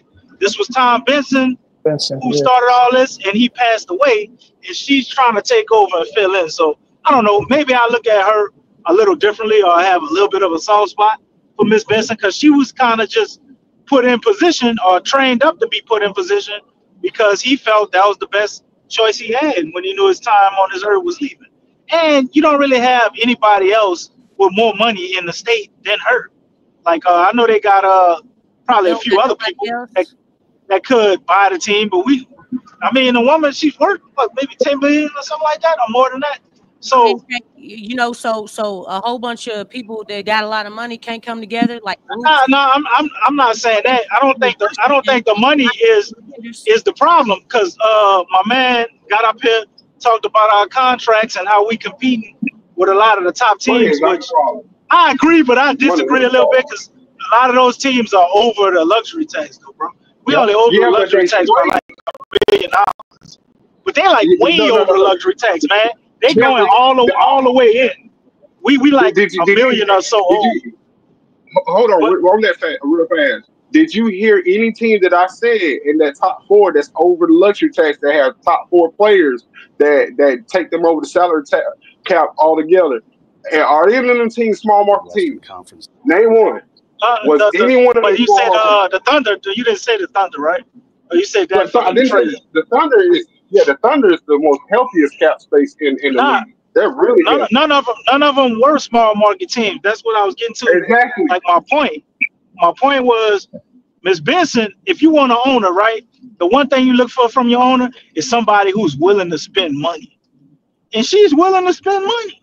The problem is the money that she spent gets spent bad. So they're trying to go to the lady and like, oh, we need more of this, we need more of that, and you already effed up the money. So the structure of the team, She has bad hirings. Well, she has a bad structure for making decisions to get the hiring, all the way from the president's staff all the way on down. That's how we got a David Griffin. Who was in charge of hiring David Griffin? You gotta think about stuff like that. So that whole thing is messed up. They got to clean house on that and redo that, and everything else will fall into place. Because having a culture starts with being accountable for bad decisions. So if I have a president of basketball operations that can just make mistakes and then he still just gets to be around for the next 20, 30 years, like everything else is going to be like that too. Nobody's being held accountable to when shit is messed up. They just patch it up and keep going. I don't understand, because there's a lot of I'm looking at all these other firings, look, Frank Vogel got fired from the Suns. They had a way better record than the Pelicans. You know what I'm saying? Obviously Darvin Ham got fired. It's like everybody's making immediate action to do something, to make the team better. Y'all mentioned Dennis Allen. You know what I'm saying? Like, why hasn't she stepped in to get rid of it?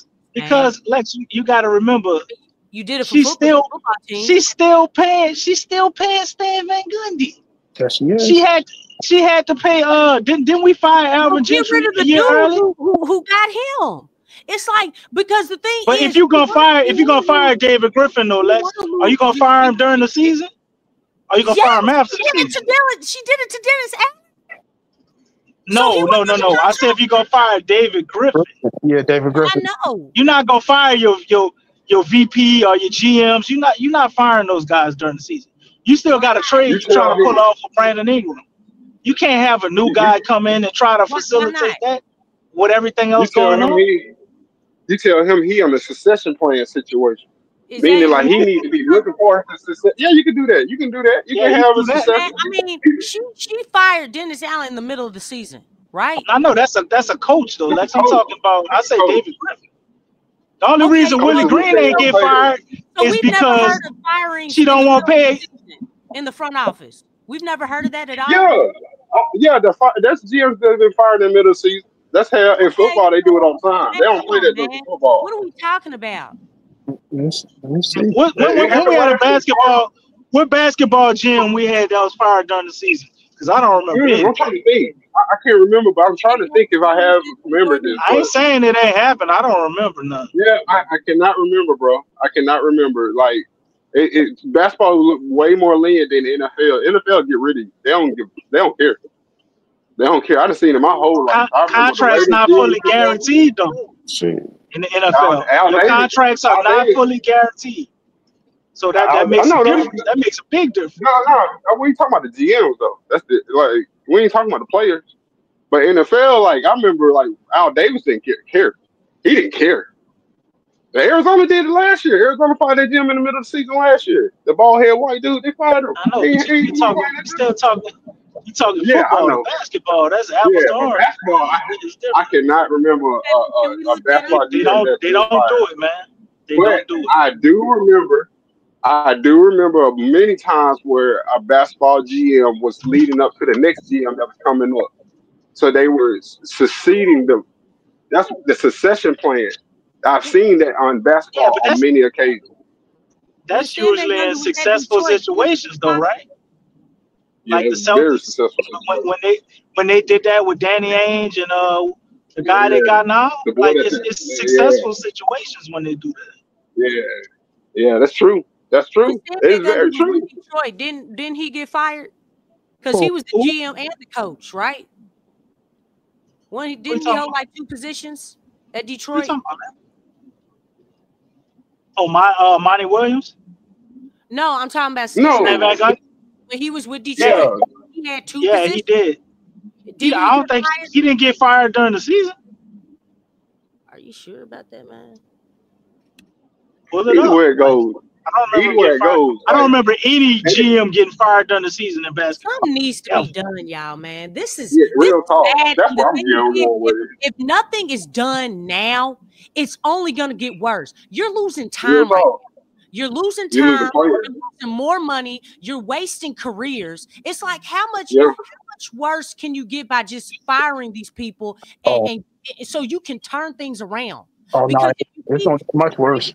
Because basically, you're digging a bigger hole. The hole is getting bigger. I'll take a trade right now. Lex, I'll take a trade right now. I'll take a trade. I'll take a trade. They're doing a trade, definitely. Like, what's the opportunity cost here? Do you want to make a change now? Yeah, you're gonna have to bite the bullet on a lot of things. But if you make a change now to salvage something sooner than on down the road, like which one are you taking? Because something needs to be. I'm taking. You want a top 5 pick, Lex? I want all these draft picks. I want everything. I want to load up. I want to rebuild this whole thing. Everything is late right now, man. They just waited too long for this jump. They waited too long to make a move. They were too reactive. And then they talking about, we'll figure it out. That is a. And by the way, who is that guy? That's horrible. Lex, who's that guy? That's the general. I didn't mean to cut you off. That's the general. That's a goddamn shame. Oh my god. Oh my god. My man don't even know the general manager.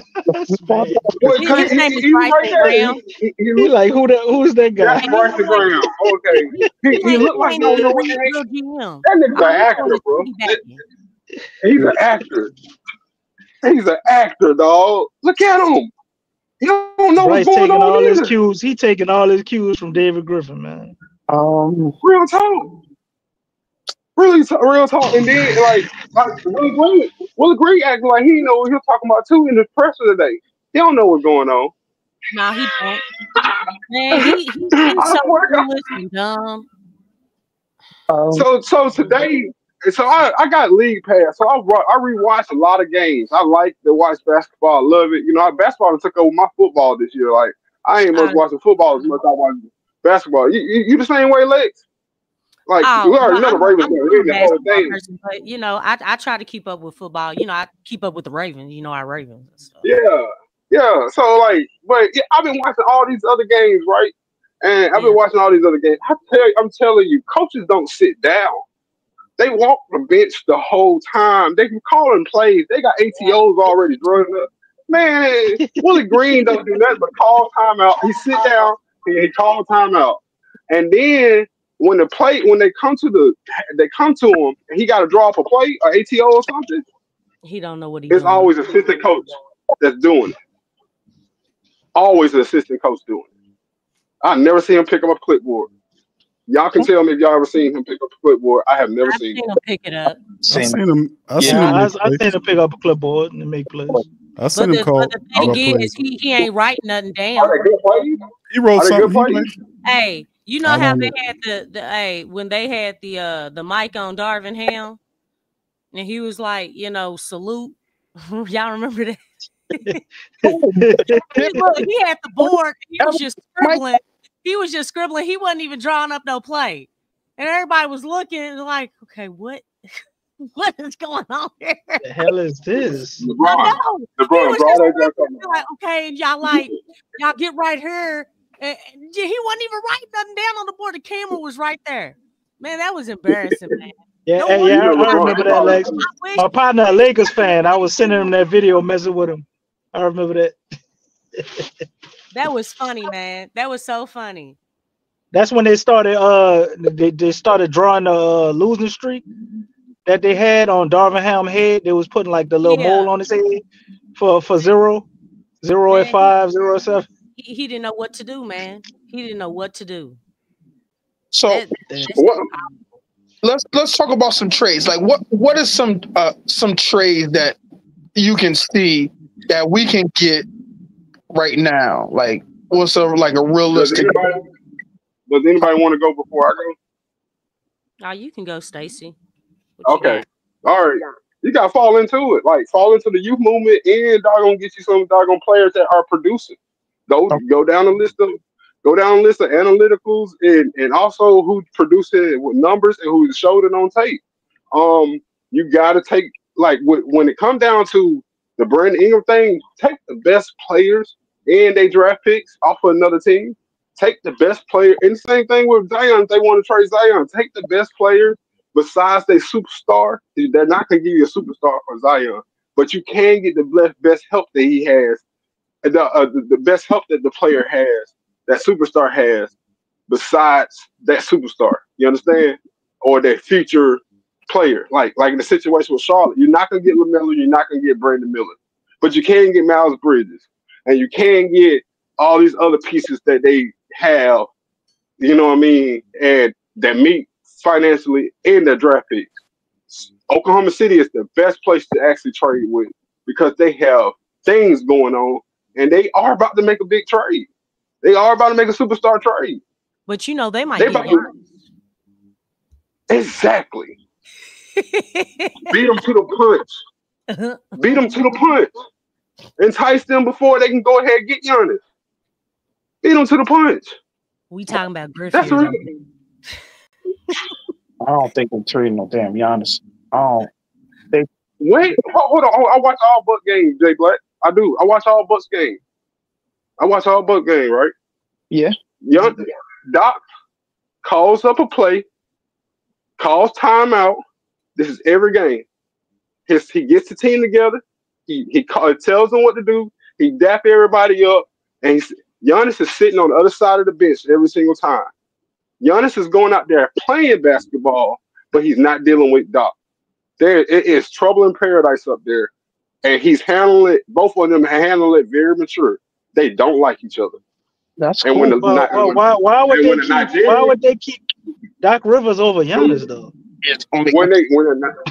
When a Nigerian cut you off, they cut you off, bro. They ain't got time for it. When they cut you off, they ain't got time. I'm telling you, they'll shut it down because they deal with mess all the time in their own personal lives and stuff like that. So. With this even being business like that, what are you talking about? Why would they keep Doc over? Yeah. It's not that they'll keep Doc over. Giannis can't get himself out of there if he wanted to. It's on him. All he got to demand. That's all he got to do. So let me explain something to you about last year. What happened with them? They were having bad. Even though they were the number one team in the East, they were having breakdowns. They wasn't communicating well. Giannis was being very special last year. I think Brooks Lopez was out majority of the beginning of the season. But Dame and Giannis were just being superstar players that had them winning them games. That's how good Giannis is. They were having problems. So when he got that man fired, it was a just cause to get him fired. But to bring in Doc to say, oh, you're going to bring in a more powerful person than that last guy. I can't remember his name right now. That Griffin. Actually, Griffin. Yeah, Griffin. Yeah, that actually Giannis looked at them like, oh, y'all really think y'all controlling us like that? Like Nigerians are some people that's like power to the people. They're like really they really do get into politics and everything. They're really about change and all that junk. It didn't help him out at all to get Doc, who's somebody somebody that actually won a championship, actually had some type of resume himself to come over there and take over this man's kingdom that he built. You know what I mean? And he wasn't feeling it at all. And you kind of saw that whole thing play out towards the end of the season. And we're seeing it play out now, even though the Bucks are starting to win right now. They do not get along. He won't out. We got to hear him say it before. I know, right? They've been saying Giannis wanted out since 2016, bro. Yeah, they've been saying that for years. It's 2024. I think Thanasis will say it. I think the brother will say it. What about the brother Embiid, man? Since they losing a lot, Joel Embiid. Joel Embiid out. Joel Embiid gone now. He out. I saw the the YouTuber Brian Sutter or something like that. He just broke down. He the one who do he a doctor. He a physician and everything. And he uses YouTube as his platform to show off injuries of athletes and stuff like that. Just yesterday, and you can pull it up on YouTube now. It's still in the algorithm that he broke down how Joel Embiid's career is over with. Like these are the injuries that's happening, and he's putting too much weight on that leg and everything. He said it don't look good for Joel Embiid. So yeah, I that's my thought process too. Zion for Joel Embiid straight up. They both having problems straight up. Pass them over. I ain't saying Zion. No, I don't want that. You're in the same situation. Brandon Ingram and CJ McCollum for him. No, I would say they would want as a complimentary piece for Zion. They would want Herb Jones. Hey, they would want Herb. I'm just saying CJ and BI for Joel Embiid. Nobody picking up CJ. Stop that. Let it go. Let it go. We try to do this whole summer. Nobody's taking that. The only team that's taking that is going to be a team that's about to win it, and they just need a shooter. There's nobody out there like that. Orlando already picked up their wing that they needed when they got KCP. Stop that, bro. CJ is stuck. We good. We can't. I don't believe that. We did that stupid jump, the trade for him and sign him to that money. And I wasn't stupid at the time. It wasn't stupid at the time. No, right now, because they didn't get off the money. Uh-huh. We the one who extended him. Yeah. He didn't get extended by the Raptors. We shouldn't have extended him. So what, let him walk? No, you could have replicated him. You could have, first of all, you could have basically had him. You could have had him being somebody's Wes Welker to the Julian Edelman, meaning there's a certain player that's going to come out just the same way. We're going to find that same type of player, but CJ going to mentor him, and then we're going to let CJ walk. That's a long-term plan you need to be thinking. So we would have let CJ walk, because that would have been last year. Last year, you would have let CJ walk? Yeah, so we about to let Brandon Ingram walk and Brandon Boston going to be the new Brandon Ingram. You don't see what's going. You can possibly do that. Well, Brandon Ingram most likely. I thought before he was going to walk, but once his agency, he got rid of his agency. Nah, he can. They gonna trade him out there. I'm just saying. If he kept with it, he would have stayed. They would have tried to make it work in the off season, but nah, he's gone. He can go. He can make this money somewhere else or somewhere. I don't know the thinking, because the thinking don't make sense, because he's not making that money nowhere else. It don't matter. It don't matter. He's gonna win championships somewhere else. He can win playoff games somewhere else. He'll be relevant somewhere else. It ain't about the money. That ain't none of my business. I'm not getting in his pocket. I'm not gonna watch it. I'm not gonna do that. Wait. But no, it matters with the money, because if he signs for less, why didn't he sign for less with us? He don't have to. He don't owe the Pelicans nothing. They played games with him all summer. He don't owe them nothing. I didn't say he owed him anything, but makes sense of the. So you said it doesn't have to make. If David Griffin didn't make sense to half the things he do, he doesn't have to. There's not a player that ever been in NBA that has the whole explanation of why he left this team, whether he got paid more or less. Andre Iguodala didn't make that explanation when he went to the Golden State Warriors and made less than what he made at the Sixers. He did. But guess what he did? What he do though? Did he not win a championship? Did he not win a couple of championships with the Warriors? Was he not a key piece of their success? Why he went down? He explained that. What are you talking about? He did explain that. He explained why he went back to the Golden State Warriors and took less. He explained that. He explained that. Okay, so what I'm trying to say, he didn't have to explain it to the Sixers. What I just said. You understand? He don't have to explain it to the Pelicans. Like what?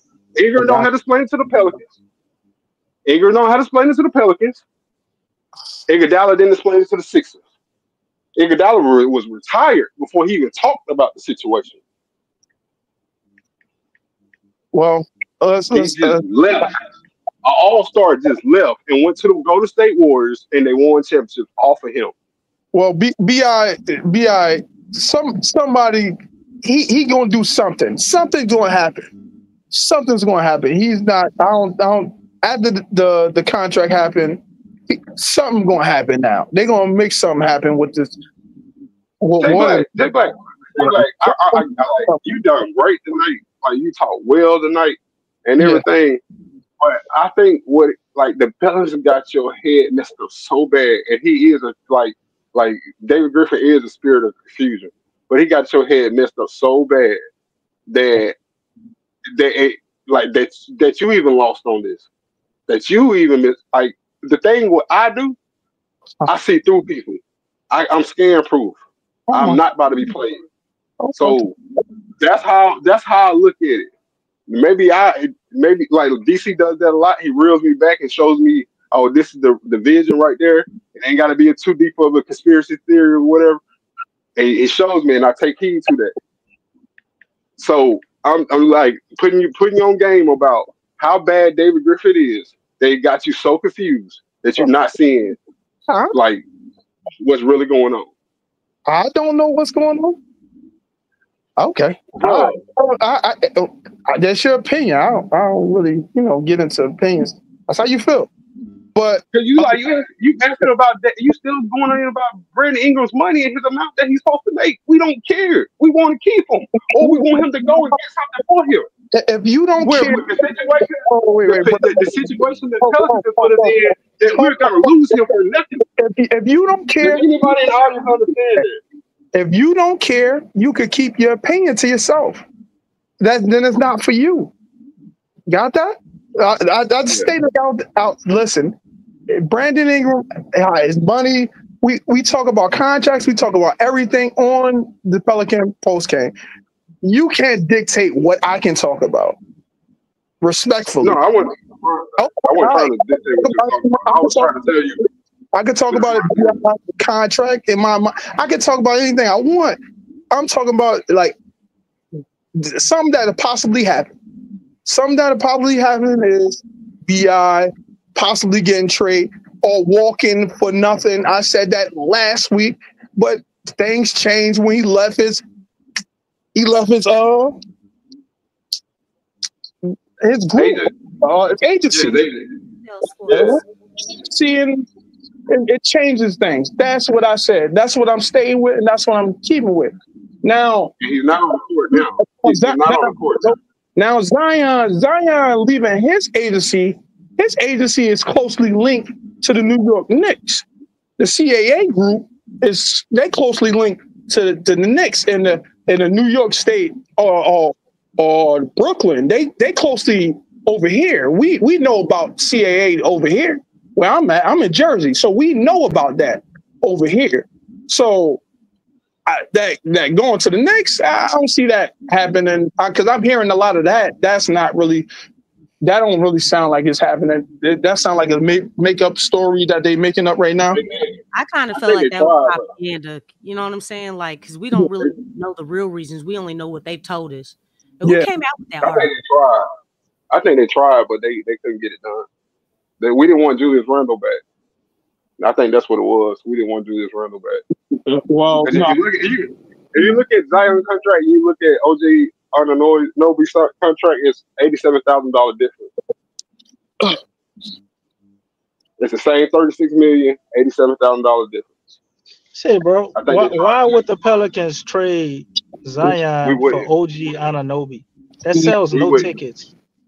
Zion ain't leaving unless you're getting a bunch of first-round draft picks or somebody else that could be marketable to sell tickets. Exactly. They end up making money. They're never gonna get rid of Zion, bro, unless they can find a way to replace him with somebody else that can help him make money. Zion ain't going nowhere, and he never was. Zion to the fullest. It ain't enough for the Knicks to call and try. They can try. They tried a bunch of times. Right, but you're saying we didn't do it because we didn't want Julius Randle? Like, nah. Yeah, that's the main reason. That's the main reason. That's definitely the main reason. Who else? There's no incentive for them to do it, period. Unless we just want to help New York. Like this. We could have kept Julius Randle. He was here. We could have kept him. We didn't even want to re-sign him. Yeah, bro, dog. The way the things went down, mind you, Cat went over there the last week before, and it locked everything up financially for all those major teams, bro. Now, thank you for that, DC, though, because I see your point of view about that. I do, but I also hear out my point of view about that too. Okay. I do speculate that they tried. They simply tried, and we turned them down, and they would have had one Cat. I agree with that. I think a lot of teams tried. Yeah.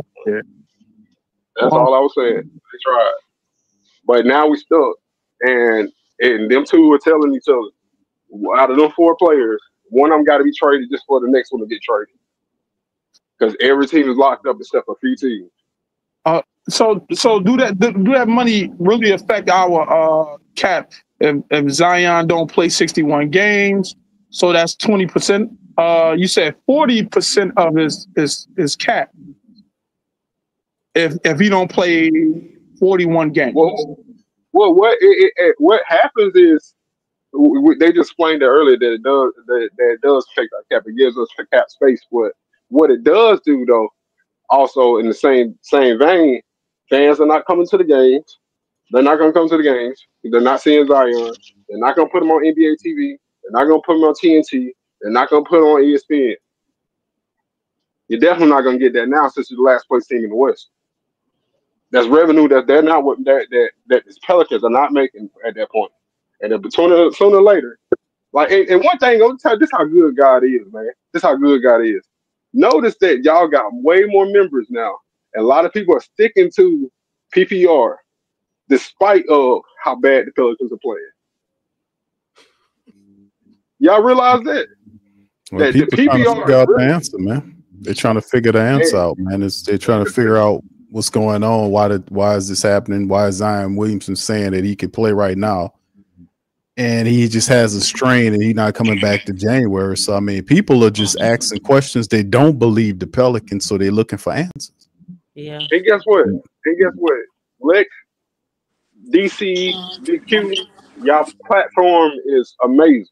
Y'all have a really great platform. And as a consumer of the platform and everything, I just want to give y'all props for that. And I'm glad that good things are happening for y'all, despite of how the Pelicans are going. Thank you, Appreciate you, Stacey. brother. Appreciate you, brother. Thank you, man. Stacey. November 6th is the last time he played. So, how long ago was that? Let me see. So how many weeks was that? That's 4. That's 3. 3 or 4. That's 4 weeks. I was trying to figure out his contract situation. Nah, I've been out since November 6th. So, and I'm saying how many games he played. I think he only played like 6 games. Yeah, he's played 6 games. That's what they said. Okay. So probably 5.5. If he misses all of December, which is what they got him set to do, according to what they're saying, then that's what an additional. What's that? It's like 3 weeks and 2 days to be exact, Jay Black. So it hasn't been 4 weeks, a month just yet. Okay. Now I don't know how many games. What's the betting? What's the betting on? Let me put this as a poll question because I think that would be fun to hear what the flock has to say about that. How many games do you guys think Zion Williamson play? Hold on, let me get the poll set up because that'll be fun to hear what they got to think about that. I'm gonna take the under Q. Anything under 41.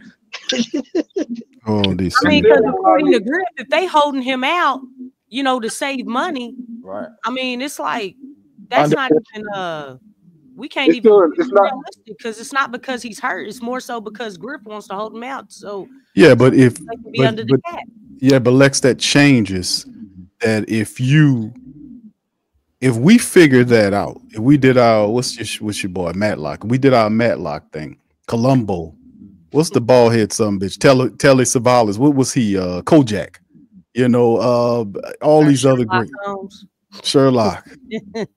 I mean, all the great ones, man. But if we could figure that out, like, okay, he is asking the question, and you say, okay, I feel like I can play right now. I don't have a tear. I don't have a partial tear. I don't have a full tear. I got some soreness, and according to the reports, that they shot up that strain multiple times to help it heal. What kind of strain you have keeps you all the way out until possibly January? And if he knows his funny business with that, this is what I'm saying too. Zion Williamson has something going. He's questioning things, just like we seen Gail do with the Pelicans. See, it's true time. He's looking at it and saying, man, my contract is based on how many games I play. But is Zion Williamson, he's obviously rich enough to have his own doctor. Like you have athletes to have their own doctor that they go to, or they get second and third opinions. They don't just believe what the team say. I'm wondering if he is astute enough to understand to go and get second and third opinions on his hamstring, use those reports to go back to the Pelicans and say, hold on, this is what my doctors say that I can do and I could play. And they say, well, we're going to go with what our doctors say, meaning they're the Pelicans doctor. He can force his way back on the court or demand a trade. If they're stopping his money and we figured that out, I'm pretty sure he figured out that's why he got his people out of it. I got one answer to this too, Q. What if Zion is all in for them trying to get Cooper Flag? Hey, dude, that might be his partner. They might be talking about it. Yeah, but you're gonna lose money for your partner to be on the team. I don't think. I think this is my what I think. I can't prove it. Yeah. But I think if they approach Zion with this whole thing about the luxury tax, this or that, I do think they'll take care of him like under the table some type of way. I think it may be something agreed upon. Well, DC, that might be why he not. That might be not why he ain't pushing all DC, that, bro. That sounds very legal. They'll go to jail. They'll go to jail for that. It probably will. I don't think Griff is thinking like that. Because let me tell you, the thing is, DC talking some illegal shit out here. Even if I didn't say they was gonna hand him a Brinks truck full of money. There's all type of ways you probably you ain't do talking about bag under the table. That's what you're talking about. A So I'm bag saying under the table. there's ways where they can grease his pockets on the back Man, end. don't try to clean that shit up, man. Go ahead, Lex. That's what I'm saying.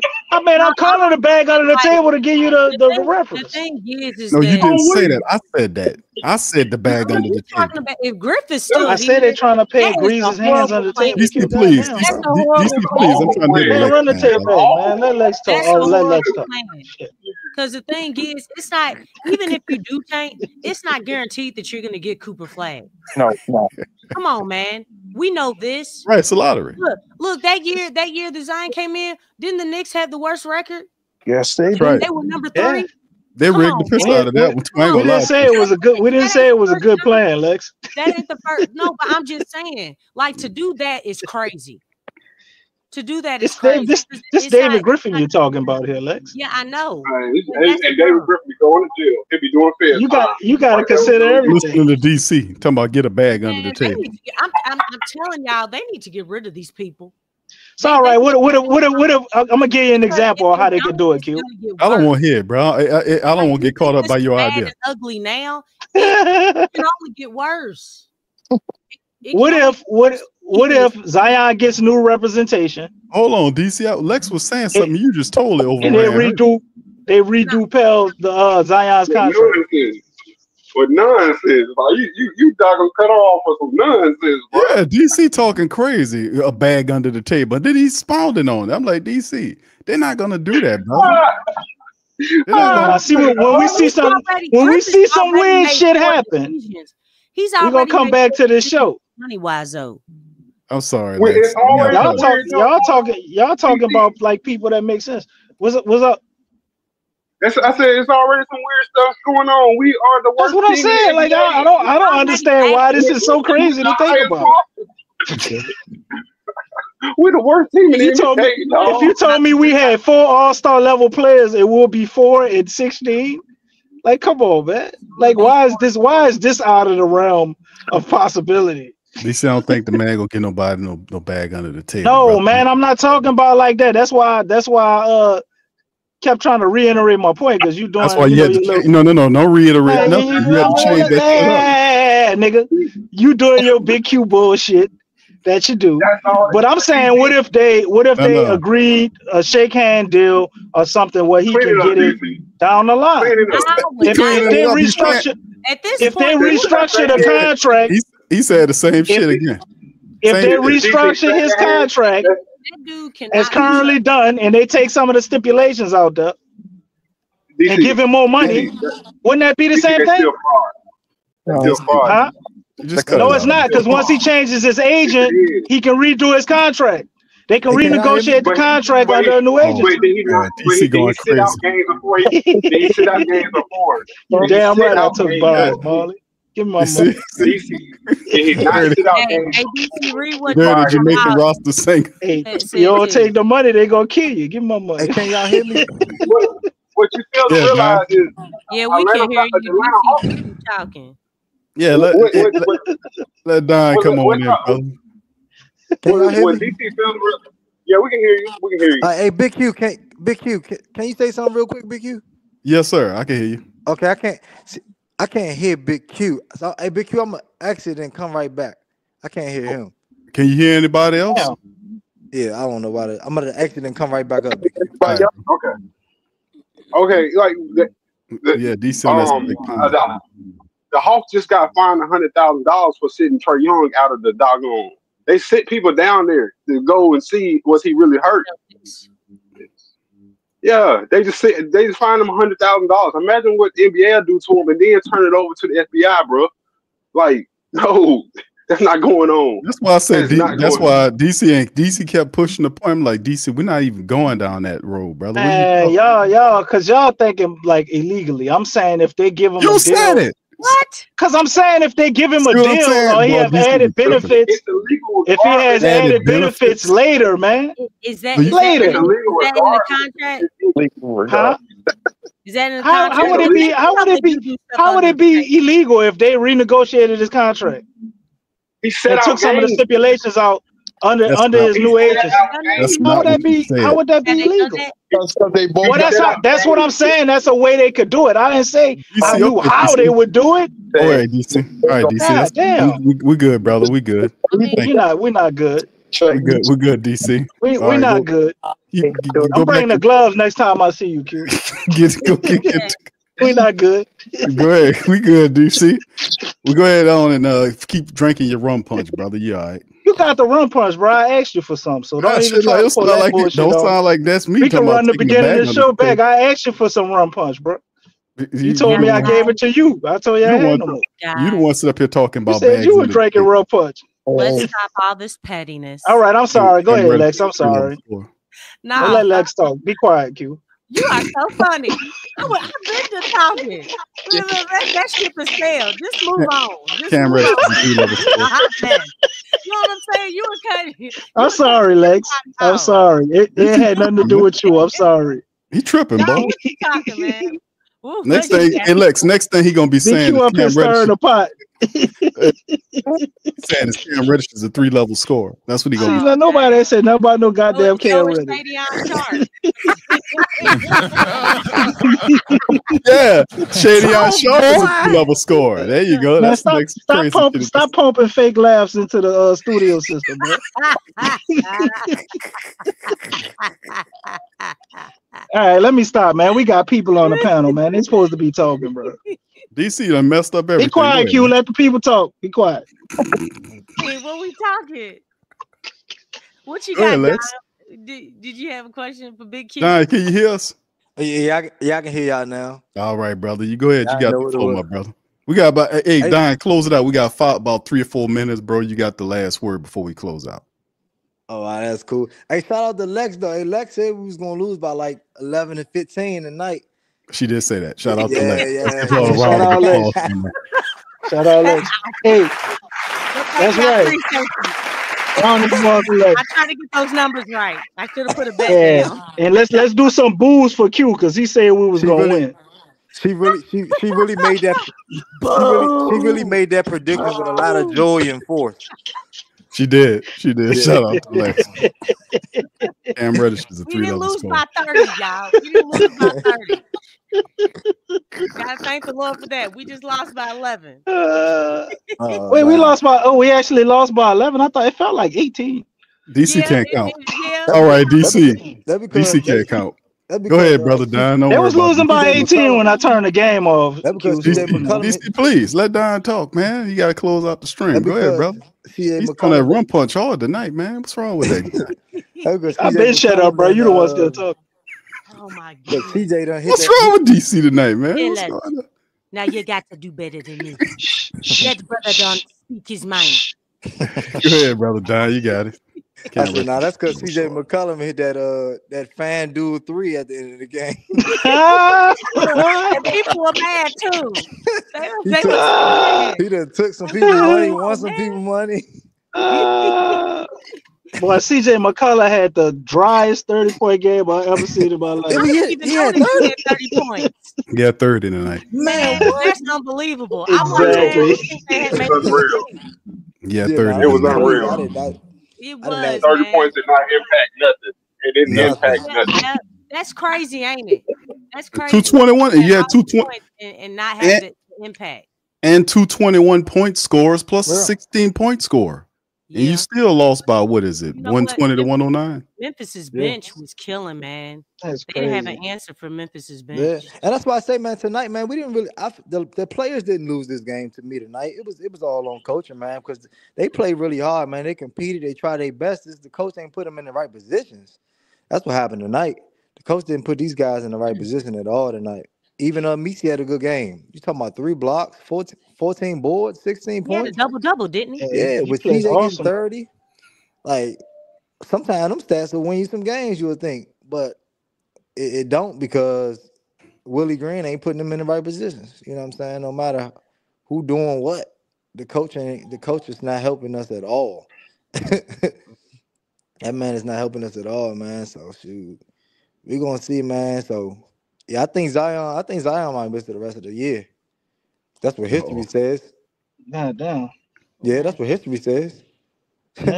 Let's just go. You might as well go with that. We might as well take that.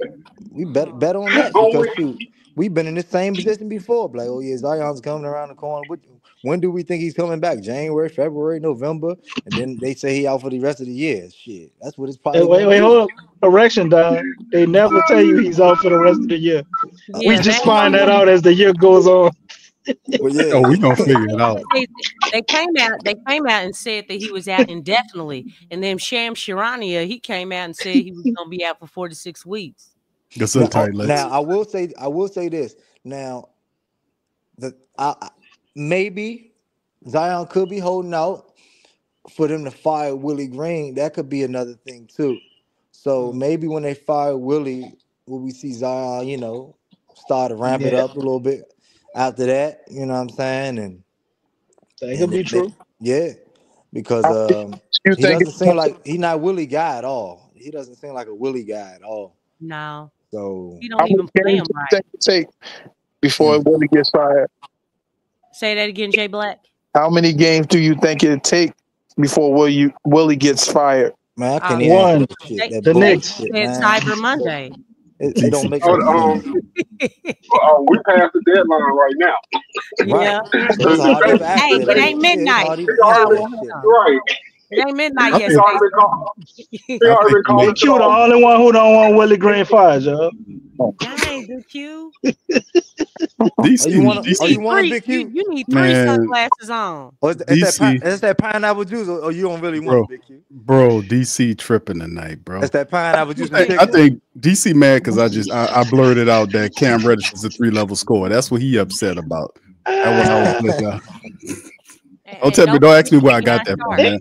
Don't y'all damn man. Don't ask me where I got that from. What somebody told me that. I ain't gonna tell you who said it to me, but that's all right. All right. So anyway, great way to change the narrative without asking the question. I mean Willie Green got to get fired. Yeah, he's gonna get fired. I think he makes it out of December though. The thing is when though. Okay. He makes it out of December.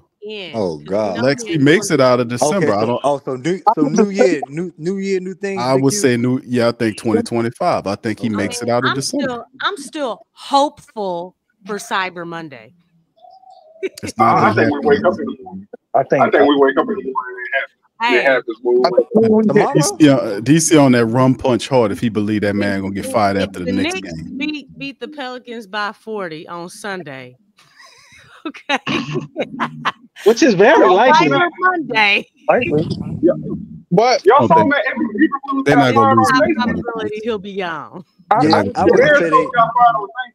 think they're gonna lose by that much just because DeJounte. Not right. He's not gonna go like that. No. It's gonna be in New York, and they dogs. They can go and beat the Knicks. You never know. Yeah, nah. Okay. Hold up, Big Q.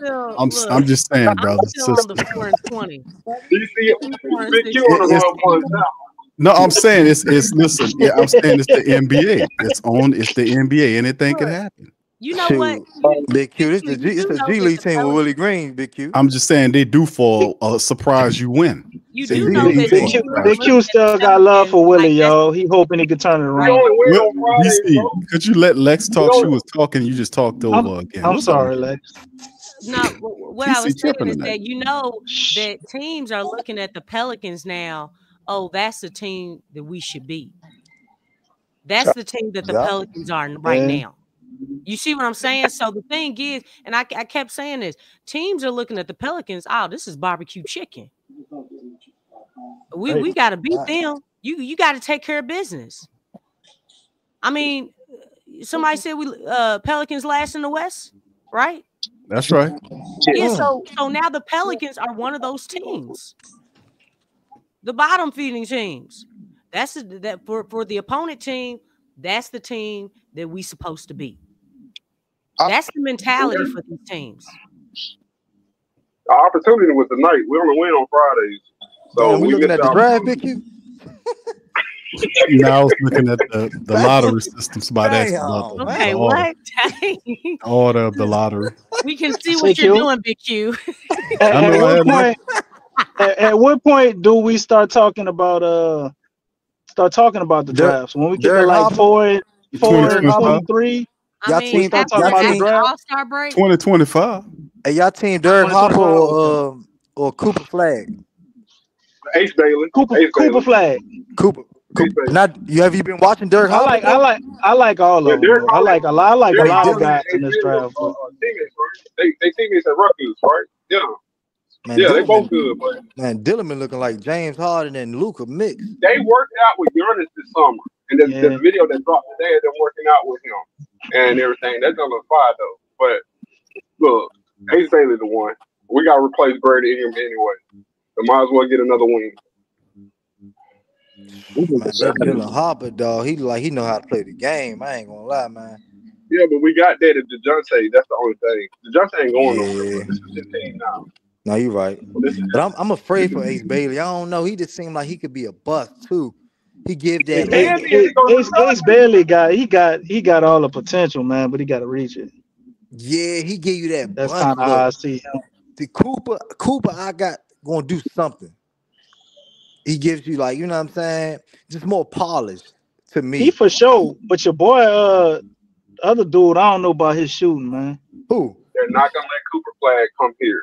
They'll let Cooper Flag go to He said, "Who don't know how to shoot?" What the UCLA kid? I like him too, but who don't know how to shoot? I'm not sure about his shoot. Hold on, that's a UCLA kid. Yeah, a lot of people big on that UCLA, man. Now a lot of people big. I like him from BYU. Denham. They saying he like a demigod or something. Like he like that. I'm not falling for that again. I'm not falling for nothing from BYU again. Jimmer for that, bro. I was a Kings fan, bro. When it happened, I was a Kings fan when we got Jimmer for that. Yeah. Yeah, but it's a little different though. It's a little different. This guy won it. Yeah, that's what I'm talking about, bro. I'm talking about ego. I'm saying UCLA. I'm in BYU. Oh, that was you talking about. Oh yeah. DC definitely on that one punch. I'm driving, man. DC on that screwing up. I can't drink rum punch and drive. I got to pull those. DC, I don't even I'm think driving away from the Pelicans still, Lex. I just think you're sitting in the car talking. What happened? Going to Jamaica? No, you can't drive to Jamaica. That's impossible. That's that because DC lying. He's sitting his ass in the car. That is impossible. You can't drive to Jamaica. Well, if it was DC, Jamaica. Huh? You damn right I'd have drove to Jamaica if you could. I drove over there. You gotta get a little bit deeper with the accent. Going back home. You gotta get a little bit deeper, DC, with the accent. What's going on with you? We're not. Are you acting in the movie? Yeah, his accent come out when he get mad. When you start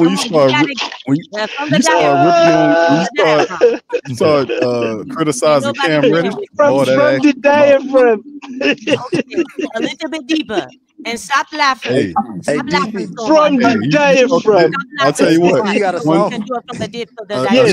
A surefire way to piss DC off is talk shit about Cam Reddish or Shadyon Shaw. Hey, DC, you got a song for us tonight, DC? DC, you got a freestyle for us tonight, DC? Nah, man, I gotta get my rhyme book, man. I'm moving around. A Willie Green Pelicans freestyle, man. We need one, man. Hey, I'll come up one, boy. If they fire that boy, I'll come up one quick, fast, and hurry. Yeah, Willie Green is gone. I think. Okay, brother Don, I hear you. Okay, I like that, man. I like that. All right. Well, we're gonna get ready to get out of here. Listen, I'd like to thank all the family members for tuning in tonight. Shout out to you, brother Don, brother Stacy, J Black. Appreciate y'all, man, dropping the facts as always, man. Appreciate you being on the panel tonight. Shout out to the family members listening on tonight's stream, man. We had some fun. I hope y'all guys were entertained. And scratch that. No hope. No hope at all. Man, you ain't never played Dick Gregory, bro. You ain't keeping it real, bro. It's okay to play, brother Dick. He let Willie Green get away with that shit early in the show. Talking about hope is right around the corner and all that shit. Play Gregory one time, Big Q. He fired after the Spurs. You setting a bad example for the culture, Q. Hey, man. Let me tell you something, brother. When you said that shit. You better speak that, brother Don. Damn hope. I ain't never seen a billionaire say, I hope I win the war. Beat that, DC. Here we go now. All right, so all right. So anyway, fam, listen, we're gonna get out on that. We're gonna close out with Brother Gregory dropping his game, man. But listen, we appreciate y'all. Y'all do us a service. Hit the like button, hit the subscribe button. By all means, feel free to share the show on the social media feed. And listen, man, we'll be back on Sunday afternoon to recap the Pels Knicks matchup, man. So things wear your sunglasses. things are definitely getting serious, man. All right, here go Dick Gregory. We're gonna close out. Here we go. Huh? Hope, man. Hope you gonna pay your goddamn rent.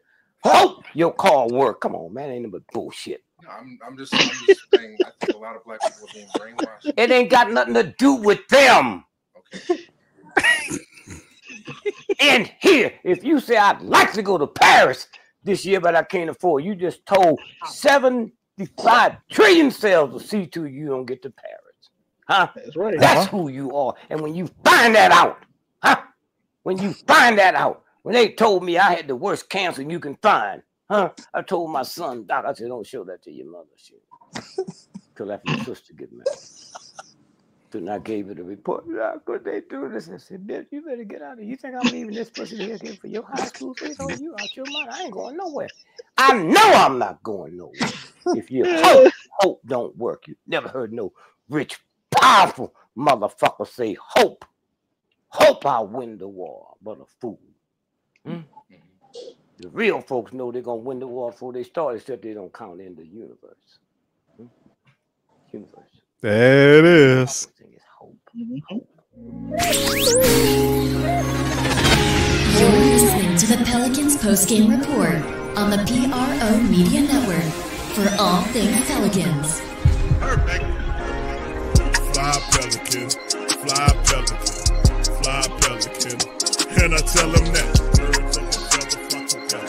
Fly down, I'm a Pelican forever.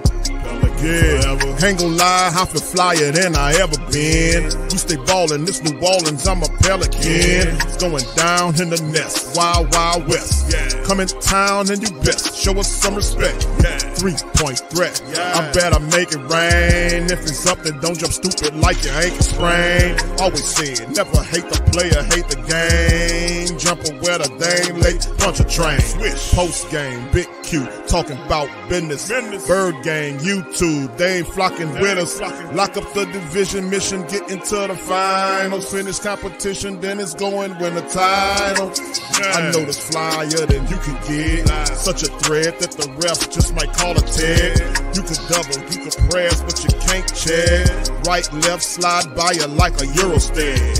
Fly Pelican, fly Pelican, fly Pelican.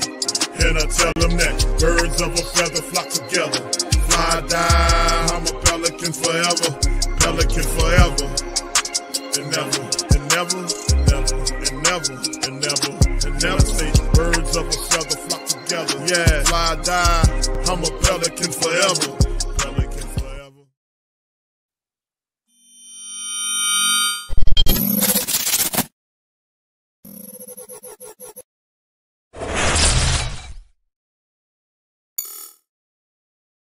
TheWhoThatDaily.com. That's right, TheWhoThatDaily.com. Your one-stop shop for everything New Orleans Saints, New Orleans Pelicans, LSU Tigers, even the top flight boxing news. So if you're a Who That and you're looking for a place to stay up on your team, WhoThatDaily.com is your site. TheWhoThatDaily.com for the sport Who That in all of us.